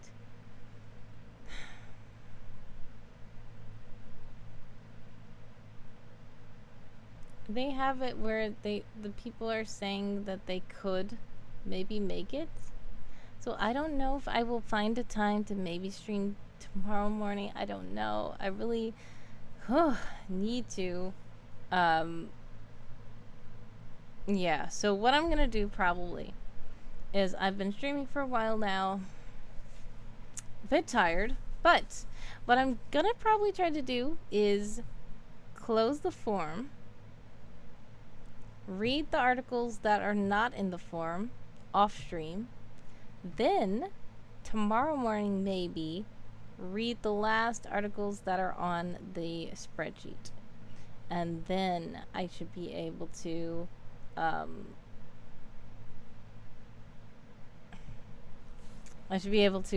pick a winner, I guess. So yeah, I did not stream as many articles this time, but I streamed a lot of articles. I am glad for this system, but I probably have to do better next time with letting people know to please fill out the form if they want me to read it on the stream. Maybe do a better thing for scheduling. I don't know. This year is just hectic for me. So I appreciate you guys being patient and working with me and hanging out with me here on stream, filling out the forms, putting your links in the chat, whatever. I appreciate all the stuff that you guys are doing. Once again, it is my affiliate anniversary because you guys are awesome and you guys followed me, so many followers, that I could become a Twitch affiliate, which I appreciate you guys so much. And now I'm at 303 followers, which is just amazing in my opinion. So thank you guys, everybody, for being awesome and for just you know, hanging out in the chat, being you, being cool, being beautiful beings. Now I'm gonna see if we can raid somebody because I need to go, and it's gonna be, tomorrow's going to be really hectic. And I should probably get some kind of rest if possible.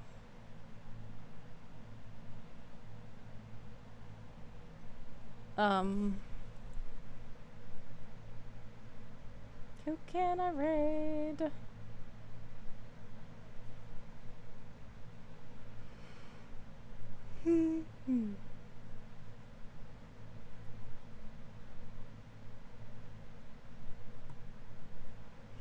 Alright, we have the Hoot House for the Owls. We have Coffee Quills. We have Oracle of Dusk, Riders. Ooh, do you guys want to raid? Is there a preference for anybody? If not, I will just randomly raid a person. I rolled a die earlier, so we can do that again. But thank you guys so much. I appreciate you guys. Much love. Thank you for stopping by the stream. And let's see.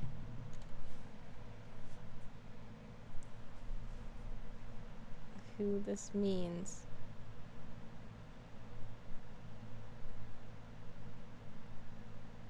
Alright, we're gonna raid Oracle of Dusk. So thank you guys so much again for joining me on the stream. God bless, much success. Sending prayers, love, and hugs your way. I love you guys so much. I appreciate it. I thank you guys for being awesome. Bye!